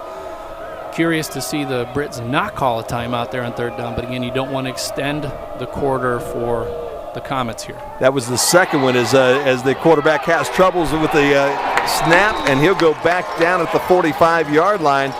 And I'll tell you, that's the second time we've seen Lane Porter have a little difficulty with that snap. And with 48 seconds and the clock rolling, it'll be 4th down and a bunch, and the Britons with 3 timeouts choose to allow that clock to run. Now I think they took the timeout right now. So at 42 seconds, your question, Jimmy, how many penalties? That was the second penalty of the afternoon so far. 10 yards in penalties, total penalties so far for Olivet, 4 for the Britons to this point for 37. So that'd be probably either a couple procedures or an offsides. I think it's the offsides and the punt earlier. Yeah, okay. That's right. Good call. Good call. John. That's why we've got John, the young guy, up here. You know, the old guy. Steel trap. Old guy like me, I can't really remember what I had for lunch just a couple hours ago. John, though, he's telling me everything that happened, hours and hours ago, weeks. What else you got up there, Johnny? If you can't remember things that are going on hours ago, then. Got any more score updates over there, John, as we wait for this the game to get back underway? Score remains the same in the trying game, still 21-12 over Kalamazoo as the second quarter is wrapping up just under 3 minutes. And right now I'm currently checking the Adrian Hope game. Hope is up 16-7 over Adrian late in the first half. So the Britons have the football with 42 seconds left to play in this first half. And they're going to get the ball back here on this punt.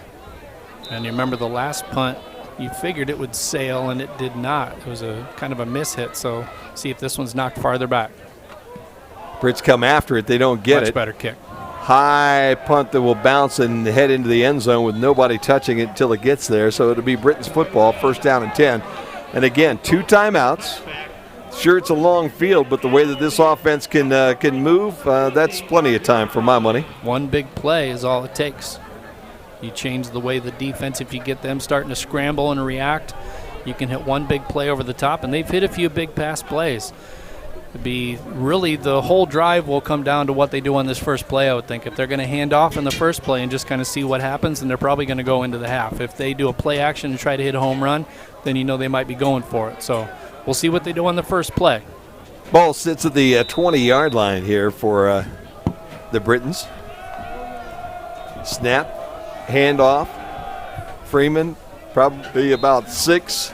And now let's see if they'll call a timeout, if they'll just allow this clock to roll to 0. Nope, they're right at the line of scrimmage, but they're not going to call the timeout. But they're also still standing looking over at the line or the sideline for a play. So the way it looks right now, you're going to get one more play. 13 seconds, 12 seconds. I'm not sure you're even going to get that. Kyle Thomas just walking around behind his line of scrimmage, and I believe that's going to do it. So we've got a half in the books here at Albion, and the Britons are ahead by a point thanks to a unsuccessful two-point conversion by the Olivet Comets. So at halftime here in Albion, it's the Britons 14, the Comets 13 here on the Britain Sports Network. I think what we'll do right now is why don't we get a little look at both the men's and women's basketball teams to get things started. And then after that, we will have a nice feature here on Coach Rundle. And then we'll come back, give you some halftime stats and get you ready from the third quarter. You've got the Britain Sports Network, and the Brits are up by 1, 14-13.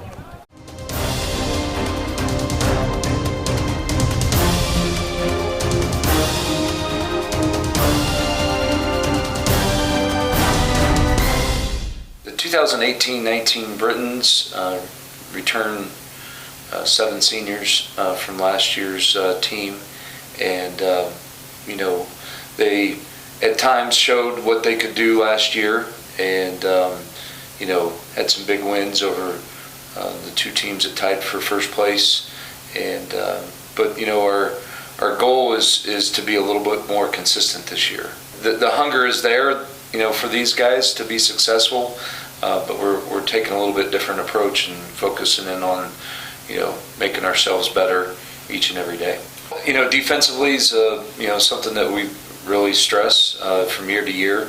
Last year we weren't very good at it, and you know, I think it all starts from keeping the ball in front of you and keeping the ball out of the lane. And you know, I think the game has changed over the years, and that's become harder and harder with how the game is called. And you know, but we have to find a way to do it, and you know, find a way to decrease our opponent's field goal percentage and opponent's 3-point field goal percentage, and I think you start by keeping the ball out of the lane. You know, it's I don't think we have an unbelievably great player this year that we're just going to, you know, rely on to go get 20 points or 10 rebounds or whatever it is, and you know, we have to do it by committee. Now that's the whole goal of playing a good non-conference schedule is that you see a lot of different teams, and you know, they help you prepare for you know, what the league is like, and you know, it's going to be challenging for our guys, and you know, our hope was after the first 11 games of non-conference that we're ready to go for league in January.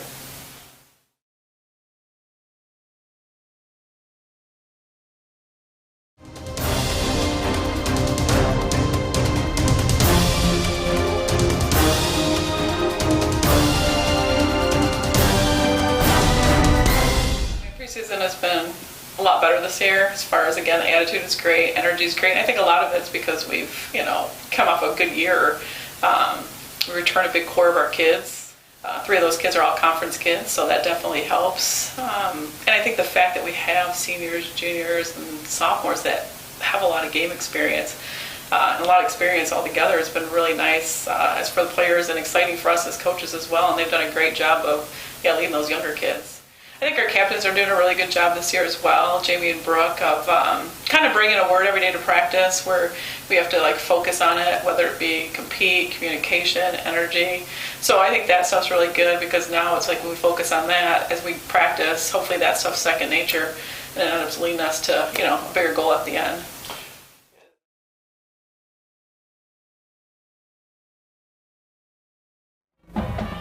Back at it, Sprankle-Sprandel Stadium and Schmidt-Fraser Field. Jim Bellamy with a couple of notes coming up for Albion College. Local artists and crafters open the holiday shopping season Friday, November 30th from 10 a.m. to 3 p.m. at the Kellogg Center. The Britain Bazaar features soaps, lotions, honey, homemade baked goods, plants, and much more. For more information, contact the Kellogg Center at 629-1717. Also, the Albion men's basketball season began last night. Join the Britons at Kresge Gymnasium this winter, including the November 16th home opener against Capital University. Tip-off is at 8 p.m. And speaking of basketball, the Albion's women's season begins Tuesday night at Defiance College. Join the Britons November 28th at 7:30 for the home opener, a date against MIAA rival Olivet College. With that, we'll send you to a special video with Coach Rundle, and we'll be right back with halftime stats here on the Britons Football Network. Craig Rundle has been an amazing coach for over 2 decades now that I believe really defines what we want our coaches at Albion to be. He's been a mentor, he's been a leader, he's been somebody who has been compassionate when needed. He's somebody who has been an authoritarian when it's needed. He's given student athletes opportunities to become terrific young men and help educate them, train them on what it would take to be a terrific man once they've left Albion College's campus. Craig is somebody that has not only been a great leader for his football team, but has also assumed a great leadership role in our athletic department. He is somebody who has guided our young coaches, has taken the time to bless them with some of his wisdom on the different scenarios he's had to go through, the different ways he's had to motivate, discipline, lift up the young men that he's worked with. He's taken time to support our women's teams. He's somebody that I've had a fantastic working relationship with. It's not very often that ADs and head football coaches get along, but he and I, over the last 8 years, I think have developed a terrific working relationship, one that I am extremely grateful for, one that helped me be accepted by the rest of the coaching staff as a new young AD when I was hired here in 2011.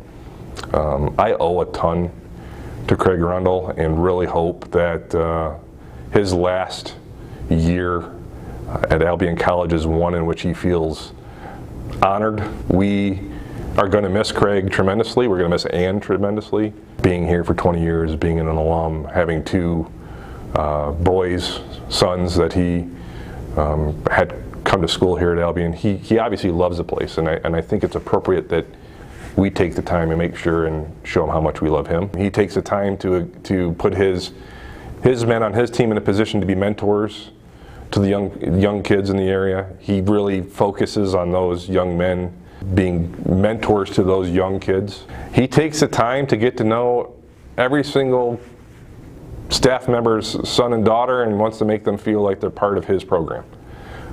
My son, since Coach Rundle has made the announcement that he's decided to retire, has asked me on 3 or 4 separate occasions, unprompted, why in the world does Coach Rundle want to retire? And it's a funny conversation that we have. He can't understand a football program without Craig Rundle in charge. The thing that I always find interesting about Craig Rundle in the 8 years that I've been with him is that here's a gentleman who's nearing the end of his career and continues to be a student of the game. You take a look at what he's done defensively over the last year and changing our basic foundation for how we're playing defense to put ourselves in a position to be better within the conference. You take a look at what he did, goodness, 4 or 5 seasons ago by completely overhauling the offense. He stayed innovative in the way he coaches football. He has continued to be a student of the game. He has taken a look at what some of the best coaches in college football have done right now and has taken the time over spring break to go visit those schools, whether it's Clemson, whether it's TCU, wherever the case may be, to learn more about the game of football. I think that's something that young coaches need to take a look at and realize that here's a man who's been coaching for 40 plus years that still is trying to learn as much as he can about the game. Coach Rundle has mentored Dusty over the last 10 so seasons. He's put him in a position to take on more responsibility within the program, and he's been, a great mentor to Dusty to help him get into the position to be ready to take on the role of the leader, of the new head coach of Albion College football. Dusty, we've been talking with him for the past 2 or 3 seasons. He's had opportunities to go to other institutions and take on offensive coordinator roles at Division II institutions. He's been finalist for head coaching jobs at the Division III level.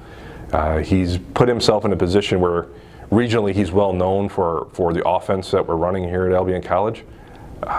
We felt that as early as probably 2015 that he would be in a position in the next 2 to 3 years to take over the role as head coach. And so when Coach Rundle made it clear that he was ready to retire, President Ditzler and I started the process of vetting Dusty and making sure that we knew that he was ready to take on every single aspect of being the head coach of the Albion College football program. And that process ended in August, but it started well before that. We really felt it was important to have an Albion College alum. We really felt it was important to have somebody that really understood the culture of football on this campus and what football means to Albion College internally and externally with our alums. We felt it was really important that somebody knew how important the 36 conference championships that we've won over the entire history of Albion College football was to our department and our college, understood how important the 76 team was, how important the 94 national championship team is, and how important it is to understand that legacy that all those alums have left before us and try to build on that. We felt it was really important to continue the momentum from the end of the season into the recruitment season that typically happens in December, January. So we thought that Dusty checked all the boxes that we were looking for. Offensively, he's running the offense that I think it's important for us to run and put us in a position to be competitive within the MIAA every year. The continuity of the staff, the continuity of the recruiting process, the fact that he has offensively done a terrific job of putting Albion College nationally recognized and definitely in the top half of the MIAA over the last 3-4 seasons has been really important as we've taken a look at him becoming the next head coach. He's done a nice job of starting to work externally with our alums and getting to know our alums and helping our alums feel like they're an important part of the process of maintaining championship level football programs at Albion College. He's also done a fantastic job of being a great student of the game as well. As he's become offensive coordinator for us, he's really studied the offense that they're running and understood the transition that they made from the pistol to what they're running now. He's been a key part of that transition, and partly because Coach Rundle has allowed him to take on some leadership role in that transition. So I think we've seen growth from him both as a person and as a professional that clearly indicate that he is the right person to take on the role as a head coach moving forward. Coach Buer is a Briton through and through, an alum that left for a short period of time to go complete his master's and continue to coach and kind of get his first real full-time coaching position while he was at Moorhead. The college invited him back, wanted him back when he was done, and made everything possible to get him back on staff full-time. But he and his wife Kate are clearly Britons. They love Albion College. They love Albion College athletics. They love the town of Albion. So they certainly fit the mold that Coach Rundle and Ann Rundle have shown over the last 22 years in terms of their love for the institution. And so absolutely don't see any drop off on that front. Is going to do everything possible to make all of us proud of the Albion College football team and understands how important the Albion College football team is to the overall sense of school spirit and pride for our current students and our alums. And so I think that's going to be a key part of how he leads the program. Back here in Albion is the Brits at halftime up 14-13. Jim Funderburg, Jim Bellamy, and our favorite sideline reporter, John Bellew. John, a senior, man. We're going to lose you also this year. Favorite or only sideline reporter? Favorite, man. You are the best. That's it. That's the way we roll, buddy. Well, now next year when you're not here, somebody else will be our favorite. But right now, you're our favorite, right, Jimmy? It'll take a while. Yeah, it will take a while. I mean, probably into at least game number 3 next year before we start to decide whether the new guy is better than you are. But that's okay. Right now, you're the man. How's that? I love to hear it. And some interesting stats from the first half. Why don't you fill everybody in on those? Yeah, so first I'll start with the scoring summary. Albion opened up the game, scoring a touchdown a little over 4 minutes into the game with a Kyle Thomas pass to Brian Blanzy for 13 yards. Extra point was good to make it 7-0. Olivet responded in the second quarter with a 15-yard rush by Matthew Ellis. They went for 2, did not get it, so the score was 7-6. Albion responded to that with another pass by Kyle Thomas to Colin Poore for 7 yards. Extra point good, making it 14-6. Then Jamal Martin had a 1-yard rush for the Comets with 7:38 remaining in the second quarter. They kicked the extra point there. They did not go for 2. So that's how we are at 14-13, Albion leading. Interesting with Jamal Martin. Again, if I did my math correctly, I believe he came into the game with 967 yards, and he has 32 in the game. So I think that puts him at 999, if I did that correctly. Yeah, all right. So I'll have to keep an eye on that. But in terms of team statistics, Olivet was 16 first downs to Albion's 13. In terms of rushes, Olivet had 25 attempts for 81 yards to Albion's 20 attempts for 125 yards. Passing very even, 118 for the Comets, 116 for the Brits. And we saw Porter had his first interception of the season. He was 9 for 14 with that one interception. Meanwhile, Kyle Thomas 9 for 18. Olivet 39 plays for 199 total yards compared to Albion's 38 for 241. Albion's played in terms of penalties, looking at penalties, Olivet's got 2 penalties for 10 total yards. Albion with that 4 for 37. Try and limit that. In terms of possession, it was very lopsided in the first quarter, but at the end of the first half, Albion controlled the ball for 16 minutes and 3 seconds to Olivet's 13:57. In terms of individual stats, on the ground, Martin and Ellis putting in some work. Jamal Martin with 10 attempts for 32 yards. Ellis doing the majority of the running, 12 attempts for 73 yards. And for the Brits, Doug Freeman and Markel McCoy both had 7 attempts each for 44 yards apiece. Very interesting there. And in terms of receiving, Colin Poore is doing most of the work for the Brits with 5 receptions for 47 yards.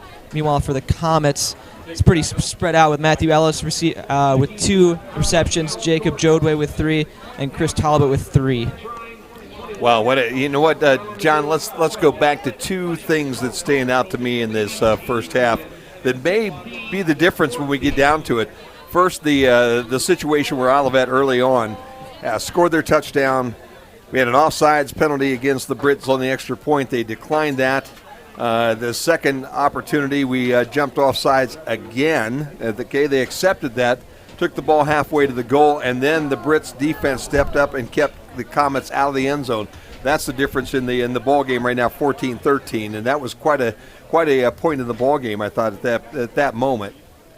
Yeah, it's interesting. I mean, again, as we've talked about, both teams kind of have nothing to lose, but now Olivet's going to be playing from behind for most of the game. One thing that I did find interesting that I was thinking about was both teams caused turnovers in each other's red zone drives. Yeah. With that one fumble by the Brits and then the nice interception by McIntyre. So, trading turnovers there. That was going to be my second talking point on that one as well, because the Brits with the football inside the red zone at about the 5-yard line. Markel McCoy fumbled the football into the end zone. Olivet picks it up. Otherwise, more than likely, it's a 21-13 game right now for the Brits. Absolutely. So both teams, a little problem in the red zone with the football here in the first half, but all in all, what a football game. 2 teams coming out on the final week of the season right now. 2 teams that have very explosive offenses. 2 teams whose defenses are stepping up today, and it's a very low-scoring game. I thought it'd be a lot more than what it is right now. Yeah, I mean, I guess with these turnovers, it's been a little bit more even, but both sides playing exceptional football given the weather and all that.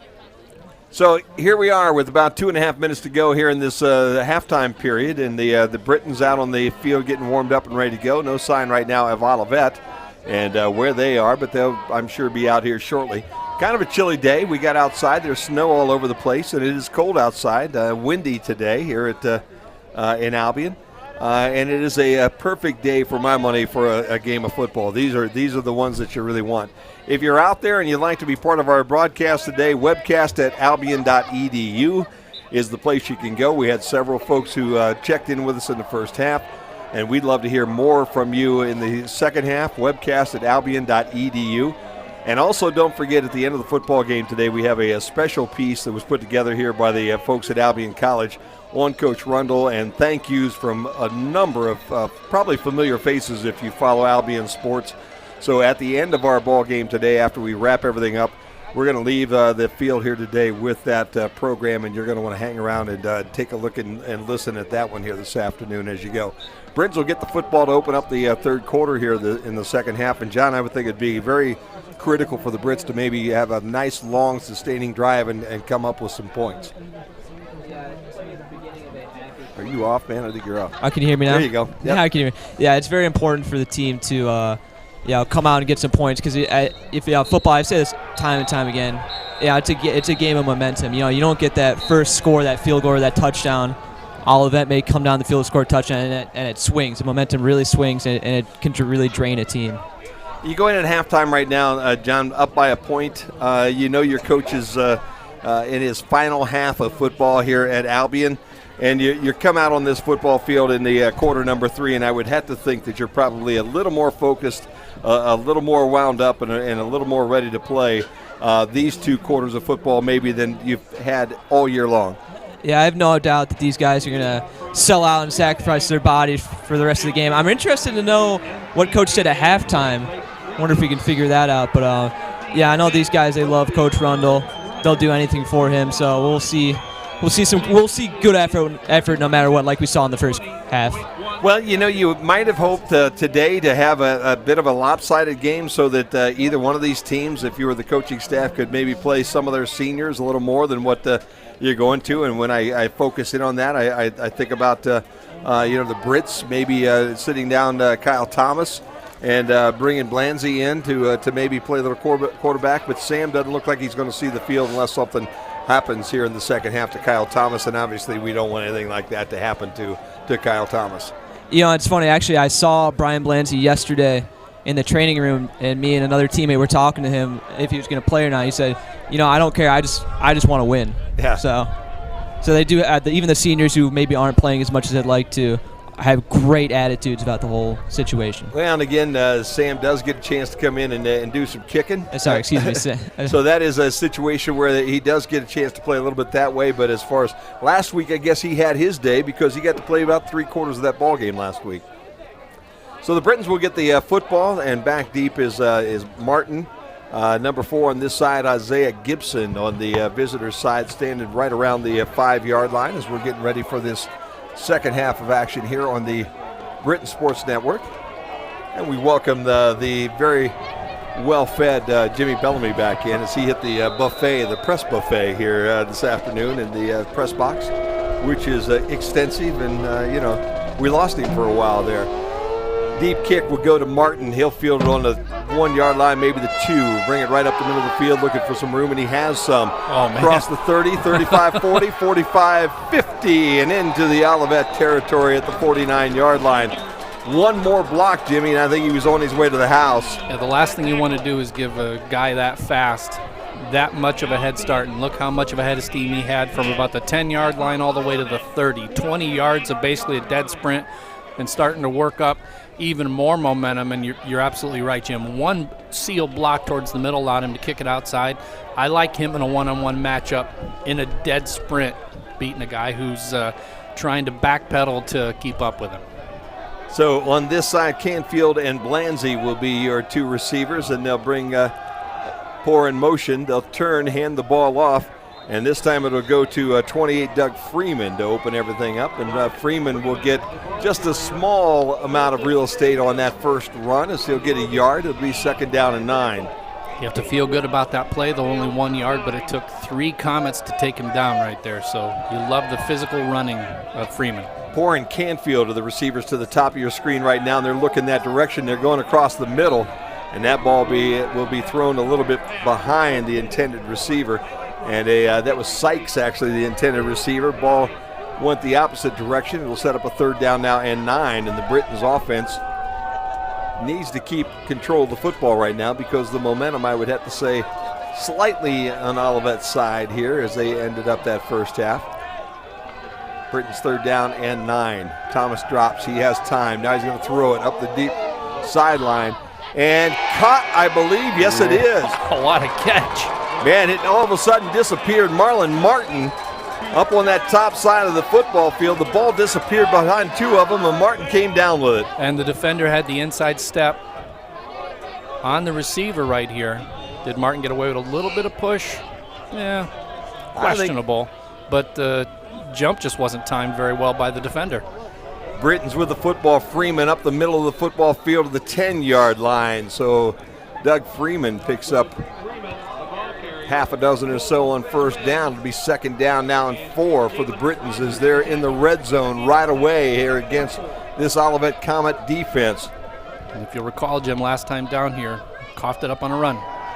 Toss comes to the sideline. He's 4. Block. Wide open lane into the end zone, and what a nice job. You want to talk about sealing some things, Jimmy? Watch 87, Brian Blanzy, seal off the inside of that lane for young Mr. Colin Porter, just basically walk into the end zone. Blanzy and Canfield drives this guy about 10 yards out of bounds right there. They kept going all the way to the track. Well, you know how important it is for an offense like this to have wide receivers that aren't afraid to get out and put a lick on somebody? That makes everything work a whole lot better as Fabry makes the extra point, and the Britons do exactly what we hope. They take the football, drive it down the field, put a touchdown on the board, and it's now 21-13. Britons here on the Britain Sports Network. Wow, I'll tell you what, that was exactly how you drew it up, Jimmy. It came off of a big third down play when it was 3rd down and 9 to keep that drive going. And that was a poorly timed jump by John Adams III in coverage right there. Had a step to the inside of Martin, but did not time his jump well. And that ended up being a huge reception, ultimately led to a touchdown. John, what's the drive recap? So that was 5 plays. Can you hear me? All good? Mm-hmm. Yeah, 5 plays, 49 yards, just a minute and 11 seconds on that drive. I really like how they mixed up the passing, throwing it to the flats and then throwing it to the deep ball, mixing it up nicely. Yeah, I mean, it helps when you have such a great kickoff return from Marlon Martin. Short kick is picked up at around the 28-yard line and will be returned out across the 30 to about the 32, 33-yard line, and that's where Olivet will have the football to open everything up here on their first drive here in the third quarter. And you can see the factor that the wind is playing. I know that the squib kick and that kind of directional kick to the up back right there are more intentional to try to mitigate a big return, but the wind is definitely playing a factor going left to right. Well, and so Olivet will have the ball going into the wind here in the third quarter. They'll have the wind at their back in that final stanza here this afternoon. Let's see if that plays into the outcome of this football game as we get to that point. Olivet lines up again with the 2 wide receivers over on the home side. They'll split out Jamal Martin. Porter will keep this one, and he'll have enough for a first down as he'll get dragged out of bounds in front of the Britons bench just across the 45-yard line at about the 46-yard line. Official comes over just to protect the young fella, but he's a big guy. I think he can protect himself. There's a quarterback that's built a little more like an offensive guard when you take a look at the size of this fella. Kind of like a Ben Roethlisberger style. Not afraid to run, can certainly take the hit, can certainly deliver the hit too. Probably not his primary option to run with the ball. He has 2 great running backs to do that for him, but he can do it if he needs to. So the first down play ends up in a nice run by the quarterback, and the handoff this time will only go for a short pickup as Jamal Martin gets ahead for a yard, maybe 2. Yeah, the skirmish you saw going about 4 yards up was a double-team pancake block against one of the defensive linemen that they apparently felt they had to finish that pancake block. Luckily for them, there was no flag thrown on the play for unnecessary roughness, but it was a bit after the whistle there, Jim. Higginbotham in the game in the slot up on the top side right now for Olivet. So they go doubles top, single bottom. Swing pass. Out to Porter. We've got a flag already on the field, and I believe it's going to be a holding call against Olivet. Short gain that time by Matthew Ellis as he'll get to midfield, but I believe you've got somebody wrapped up a little bit early. Either that or an illegal man downfield is probably going to be on Jared Bush, 66 regardless. He was split out to the left on that swing pass, but I don't know if maybe he got out of his break and headed downfield a little too early there. We'll hang on and find out here in just a second. Personal foul, 66. 15-yard penalty. Replay the down. Yeah, both of us were wrong. How's that, huh? You'd wonder what the personal foul is. Was it a hands to the face? Was he going low? It happened right Block in the back. there, so I can't see anything that was going on that camera angle that we had right there. But maybe got a hands to the face or a block in the back, one of the two. It didn't look like anything dirty. I know I don't like to use that word in that case, but it didn't look like anything all that serious, but drew the 15-yard penalty, drive them to a 2nd and 81 coming up. ball moves back to the 32-yard line, 2nd down and 23 to be a little more There accurate you with go. this 2nd down tally. I was thinking Celsius. Doubles to the top, single to the bottom. Porter drops, throws across the middle, and it hits the receiver right in the worst possible spot. Hickenbotham, who's not really played an awful lot, hit him right in the hands and kept on going. And Hickenbotham, again, as you can see, kind of took his eyes off of this one. Going for a shallow cross right here. And I think that's a case where out of the corner of the eye, you see how much separation you have between you and the defenders.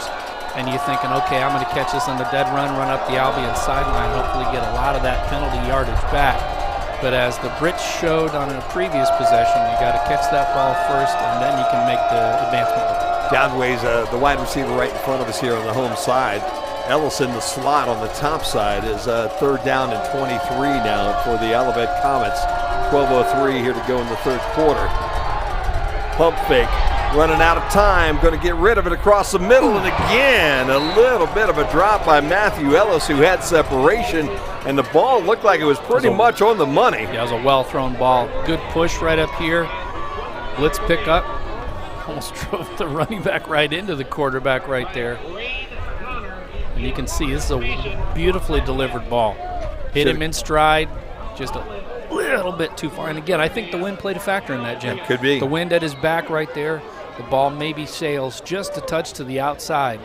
And for the Brits, means a 4th down punt with hopefully good field position. Matthew Ellis was the guy that took his eyes off this one. This kick will bounce and roll inside the 20-yard line, and a wise idea by Colin Poore to let that one go. Brits will have a little more yardage to deal with there as they'll mark it dead on the 15.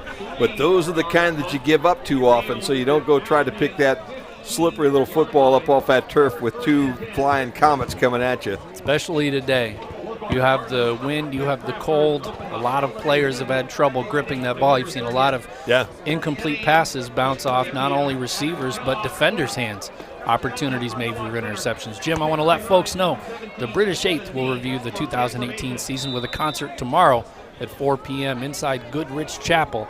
That's the British 8th tomorrow at 4 o'clock. Canfield and Blanzy, the 2 receivers right in front of us there as Thomas brings the team out on the football field. They'll go right up the middle with the run for a couple. On 1st down, Markel McCoy was the running back who got about 2 on 1st down. I don't think your offensive philosophy changes with an 8-point lead either. No, because it's just 1 score. Again, you're just a score ahead at this point in time as the Brits now line up with multiple backs in the backfield, doubles to the top and a single to the bottom. And they'll hand that ball off to McCoy again and again. Very small amounts of real estate in the middle of that football field for McCoy as he gets a yard, maybe 2, and it'll be 3rd down now and 6 for the Britons. And again, you really don't want to give this one up right here because you have flipped field position no matter what you're going to look at if you're going to kick from inside your 20. Strong wind down there in the field. They're going to need to pick up a couple of 1st downs here. Thomas drops time. Now he's running out of time. Gets away from a tackle around that left end. Now. Here he comes, and he dives for that 1st down, and he's awful close. It's just going to depend on where they spot him. They're going to say the 25-yard line, and if that's the case, I think he's got enough. The far side official waving the chain gang along, so great awareness by Thomas right here, Jim. Not a very tall guy, but stretching out for everything he's worth right there. And great effort. A young fella who tweaked a hamstring last week, and we kind of wondered how well he was going to be today, and he's not showing any signs of wear and tear as he calls his own number again. Slides across the 30 to the 32-yard line, and that'll be about 7 on 1st down. That's an extra year of experience right there. Because you mentioned the Olivet game and the rain, and last year I believe he might have turned it over a couple times in that game, one of them being one of those plays where he tried to do a little too much with the legs and ended up getting the ball stripped. Handoff comes up the middle of the football field. There's a 1st down. 43, 50, midfield into the territory of Olivet. goes Surzo, and Surzo with a nice big run. I'll tell you what, that young fella again, look at this. Should have been finished probably twice on this run. There's number 1, should have been down. Okay, it was just the one time, but wow, tremendous concentration. Markel McCoy with the football, and he runs into some resistance right at the line of scrimmage, but that doesn't slow him down any. Puts his head down and keeps those knees a-churning, and he'll get 3 on that first down carry when it looked like maybe he'd lose a half a yard or at least get a no gain out of that run. Surzo comes off the field, Freeman back into the game. Grant Shepard, the junior, number 98, tapped his own helmet to check himself out. Looked like he might have tweaked a right leg right there, too, trying to tackle. Brits with a little different look again with that double running back situation in the backfield. Fake throw out in the flats. Wide open Colby Canfield, and he'll head up the sideline before he gets knocked out of bounds at about the 28-yard line. That's respect for the receiver and the big play capability right there, Jim. You see the cushion he got to be this wide open. That meant the defender was probably giving him about an 8 to 10 yard cushion. And he never closed on it either. Now with both running backs in that backfield with McCoy and Freeman, and now McCoy goes in motion. They'll hand the ball off to Freeman, and Freeman gets upended in the backfield, and you're going to give a little credit for the guy getting up off the turf very slowly right now. That's Shaq Tolbert. Yep, Shaq Tolbert with the stop, and slow to get up right there, but good effort laying out, getting the shoe top tackle. Tolbert doesn't get that one. There is running room to that right side, but Tolbert with a nice job submarining underneath and being able to get an ankle. Second down at about 12 now for the Brits. Thomas drops, the lefty looks, throws across the middle, but behind his intended receiver, and it'll be incomplete. And again, Thomas, a sophomore this year, so what do we have to look forward to in the next 2 years, Jim? I think some really exciting football here up in Albion, Michigan. I really think that the first year was figuring out how much he could do on his own and learning how to incorporate the team. That's why you saw him run as much as he did last year and maybe think pass second once the pressure got to him. Year 2, now it's integrating the team more. Year 3, I think, is going to be finding the balance. Freeman has an opening on the left side, and he's still on his feet inside the 25 at about the 24-yard line, and that'll bring up a very interesting fourth down decision now for the Britons. I think you go for it here. You're going to bring, here comes Case off the sideline. Fourth down and about 6 for the Britons. You're going into more of a power offense look. No sign of Fabry coming off the sideline, but again into a wind. It's a tough wind too. You see those extra points he's kicking, Jim, look like pitching wedges. They get over the crossbar and they pretty much die about 3 to 5 yards behind the goalpost. Blanzy and Canfield, the two guys on the top side, and they'll roll this direction. Now throw into the sideline, and it's complete to Blanzy. Yes, diving catch on the sideline. What a catch. It's close. I mean, he starts his dive inbounds, and there's no replay in college, or at least not in D3. Yep. That's close. Boy, that's close. But I think the hip's down inbounds right there, though, Jim, with control. Doesn't really matter. It's a 1st and 10 for the Britons as they've spotted the football down inside the 15-yard line, as the Britons have it now in the red zone for their second time here in this second half.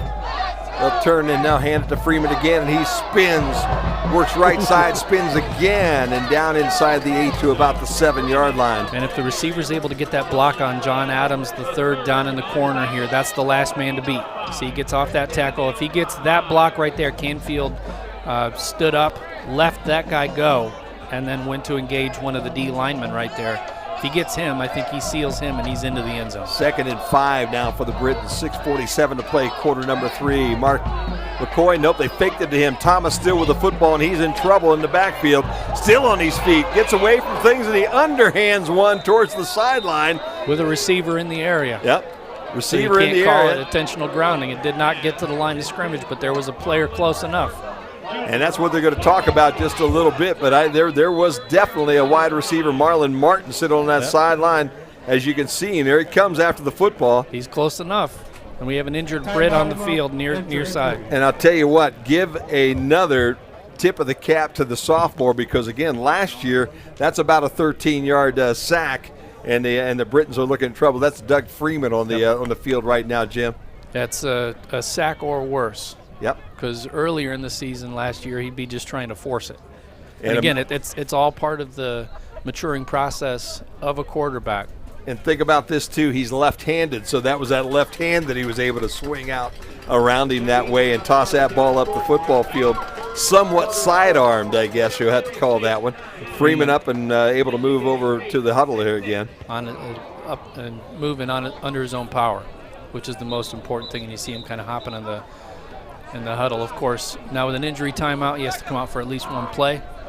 Expect he probably will not be, granted it's a third down now, probably will not see him finish this drive, but it also wouldn't surprise me to see him come back out if they decide to go for it if there's a fourth down. Well, think about this as well, Jimmy. If you take a sack right there, you're out of field goal position probably going into that win.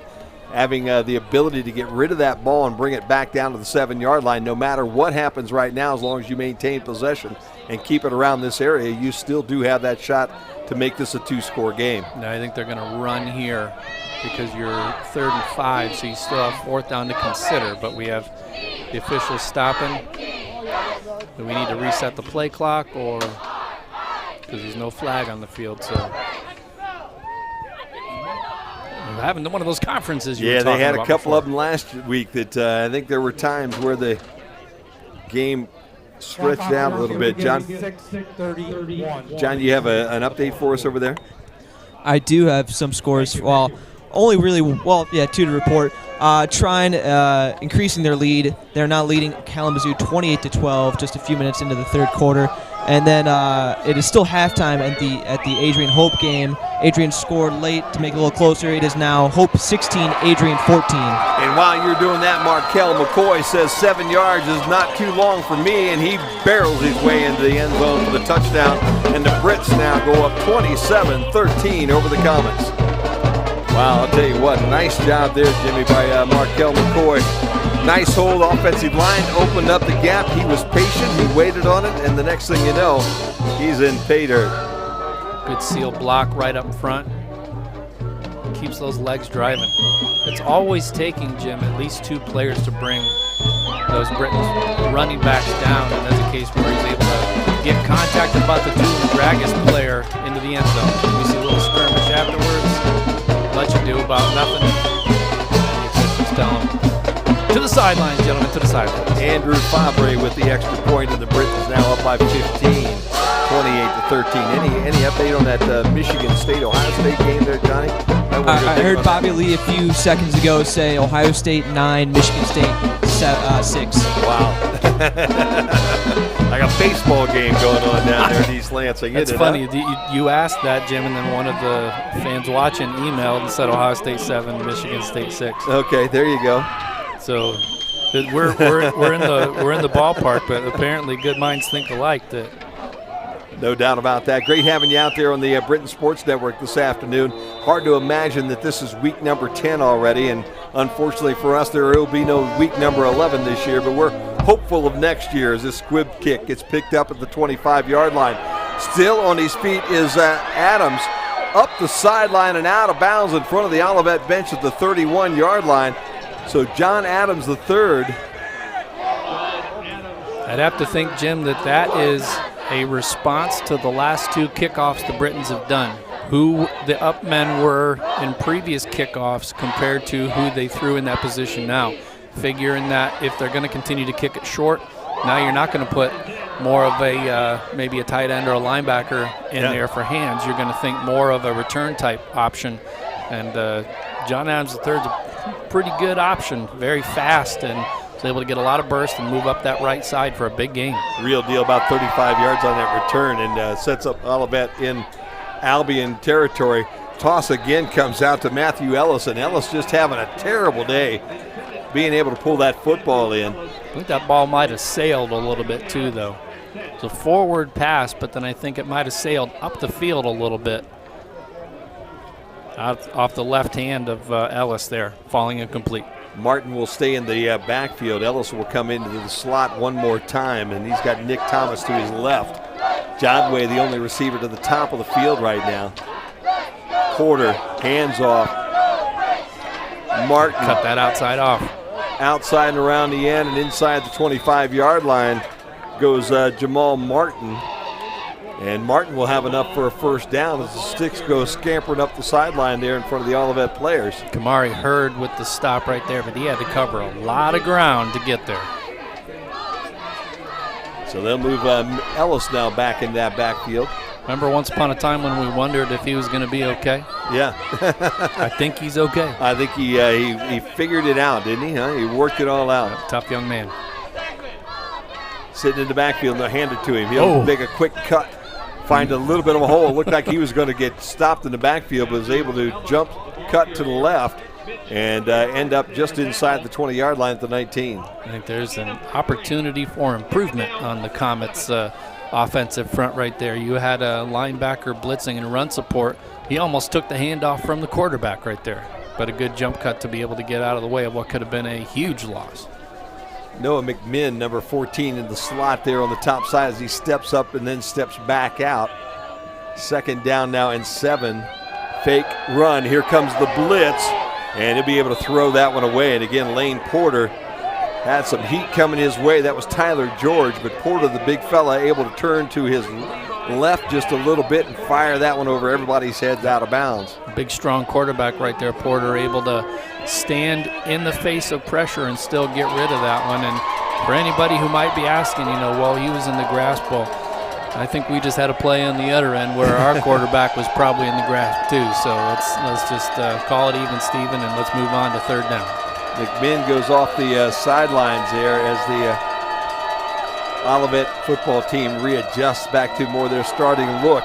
They'll hand it to Martin, and Martin's going to get tumbled down right away as he gets back to the line of scrimmage and advances maybe at 2 yards. It'll be fourth down now and about 5. And I know he's still a very explosive runner, but you're not going to convince me he's 100%. I see how he's walking. You see how he's still kind of checking those ankles. I don't think he's 100%, but it speaks to his toughness. Wants to finish strong in this last game. Here is a big stand for this defense. If the Brits can get off the field here, give the offense the ball back, and then maybe tack another score on before the end of the third quarter, we might have things rolling in the right direction for quarter number 4. Up by 15, fourth down and 5. Fake handoff. Porter looking to throw. Intercepted! That's his second one of the afternoon. And it is Cole Hollenbeck who steps in front of intended receiver Chris Talbot. Remember that big fella who hit us hard in that first half there with those couple big plays to set up the touchdown? This time we had it covered. Throwing an inside slant, jump the route. Great job by the defense right there to not only deny the touchdown, but also to get the big INT and not let that one drop. So it'll be first down and 10, Britain's football after the second interception of the afternoon. And I'll tell you what, Lane Porter, if he comes out on the losing end of this one this afternoon, is going to have spent 9 solid weeks of throwing the ball right where he wanted to, and then on a cold and blistery Saturday afternoon in Albion, misfires a couple of times. Let's see if the Brits can make him pay. Handoff comes to McCoy, and McCoy has really no place to go.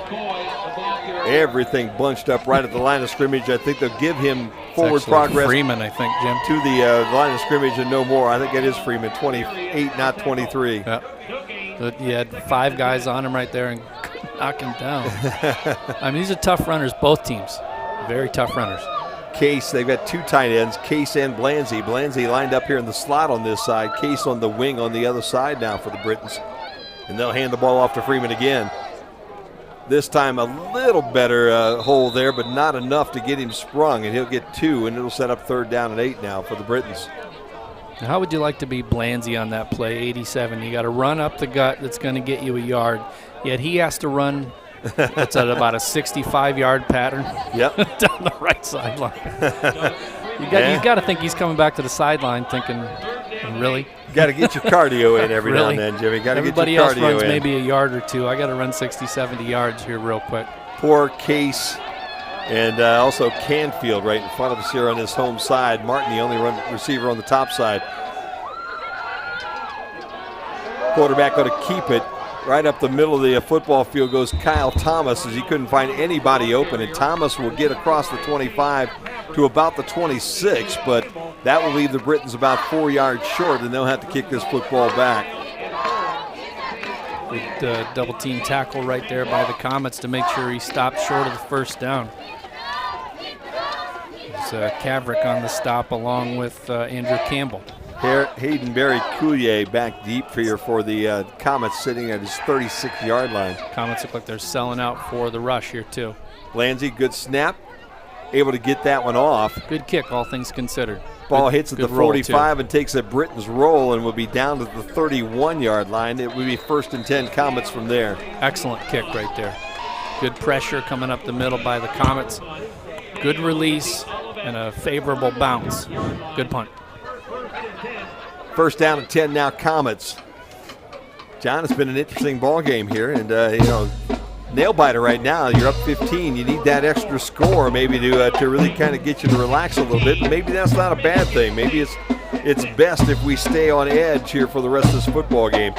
Yeah, it's one of those. It's one of those things where if we score, we have some insurance, but maybe we let off the gas a little bit and get a little complacent. So yeah, you might be right. This is a good lead. To not quite 2 scores. If they go for 2 and get them each time, they are up by 1, but a comfortable lead right now. Handball off to Ellis, comes around the corner. He's got a lot of room. In fact, that's the Martin instead of Ellis, and Martin gets over the 40 to the 42-yard line, Jimmy. Got an email from our good friend Dr. Carrier. Yeah? Down in the Keys. He tells us the score: OSU 16, MSU 6. 86 degrees in the Keys, no snow. Rub it in, Dr. Carrier. Yeah, I'll tell you what. Watch out for them sharks, Doc Carrier, is all I got to say. Watch out for them sharks down there. Good luck with the research. Enjoy Florida. Handoff goes the other way to Martin this time, and he'll try the right corner, and he'll get around the end for about a half a dozen this time as well. So Martin right, Martin left, and 2nd down now at about 5 for Olivet. In all seriousness, though, Jim, one of the great people we met here. Yeah, no doubt about that. One of the many great people we met. It's always great to see Dr. Carrier here at the games, and certainly wish him well over the holiday season. So it's 2nd down and 5 with a minute and a half to play, quarter number 3, and Brits up 28-13 here on the Brit Sports Network. Porter again in that pistol look. I think this is an illegal procedure. Handoff, fake. Here comes the blitz. He throws it away, but I'll tell you what a job that time by Quentin Jackson to apply the pressure on Lane Porter. And Porter, the big fella, able to get rid of the football just before his face mask hit the turf. You can see Jackson. I think the season has kind of worn him down a little bit. You can see that right side just kind of dragging just a little bit, maybe a little bit of a shoulder tweak. Cuban Miller looks like he's got a little problem with that left wheel, but he doesn't want to come off the football field as he signals Tyler George back to the sideline. Well, it's a good physical conference right here, so it's certainly going to test your durability. 3rd and 5. Throw across the middle, but it's a little bit short of the intended receiver, Matthew Ellis. You can't blame that one on Ellis because that ball from Lane Porter really wasn't catchable. Yep. Throwing that one a little low right there. And that's a tough throw for a quarterback, too. Your O-linemen are standing up. These guys are usually about 6'4", 6'5", 6'6", so you're having to throw a low ball over tall O&D lineman right there. Not an easy task. Even for a guy who's 6'5" and 250. Yeah, you know? He's a big quarterback, too, so it's not like he has to adjust. Colin Poore back deep. Fake. They're going to fake this one. They're going to throw it out on the wing, and it's caught. And into Britain's territory inside the 40 to the 35-yard line. What a deal. Tamar Hart Wilkins was the young fellow that picked up the football and ran his way into Britt's territory. There is a flag down on the field right at that 30-yard line. And they're marking back to about the 35-36. We'll see what the penalty is. I don't know if that was a horse collar tackle at the end. It very easily could be the problem right there. Excellent play call, though, by the Comets, Jim. Yeah, they really they really caught the Brits sleeping on that punt. Foul. 42. Uh-uh. Of the offense. 15-yard penalty. Okay. So we have I like that moment of clarity there. See what we got here. Because I was wondering the same thing. I mean, that's well past the goal to gain. Mike Ford, the fellow that got the, I would have to think it is a first down. First of all, it will stay Comets ball, I would believe, and then be a penalty after that where the Comets will have the football So first down back and to 10. the 50, but it should be a first down. Yes. Spot foul, I would think, after they had picked up that first down, and the ball will march back into Olivet territory at the 49-yard line. It looks like they're saying first down, so Well, I don't know. And I don't know exactly, it would be because he just held up one finger and then he held up a fist, and the fist is 4th down. We're going to need a timeout here, Jim. Yeah, I think they're going to have to figure this whole thing out. Now, it looks like they already signaled. Well, let's see. We're still waiting to see. Here comes the offense. Saying 4th down again. Olivet's offense comes out on the football field. Does the Comets offense know that it's 4th down right here? Then you can see the coach on the far side, and very animated with the official. Play clock hasn't started yet. They've moved the down marker back to 1st down, okay? So it's going to be a 1st down, I believe. But did you notice the referee kept holding up a fist to their sideline? That's a 4th down signal. I understand what you're saying to me, but he also said 1st down.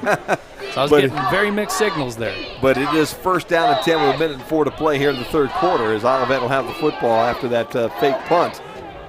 Regardless, good play by the Comets right there. No good doubt execution. about that. Yep.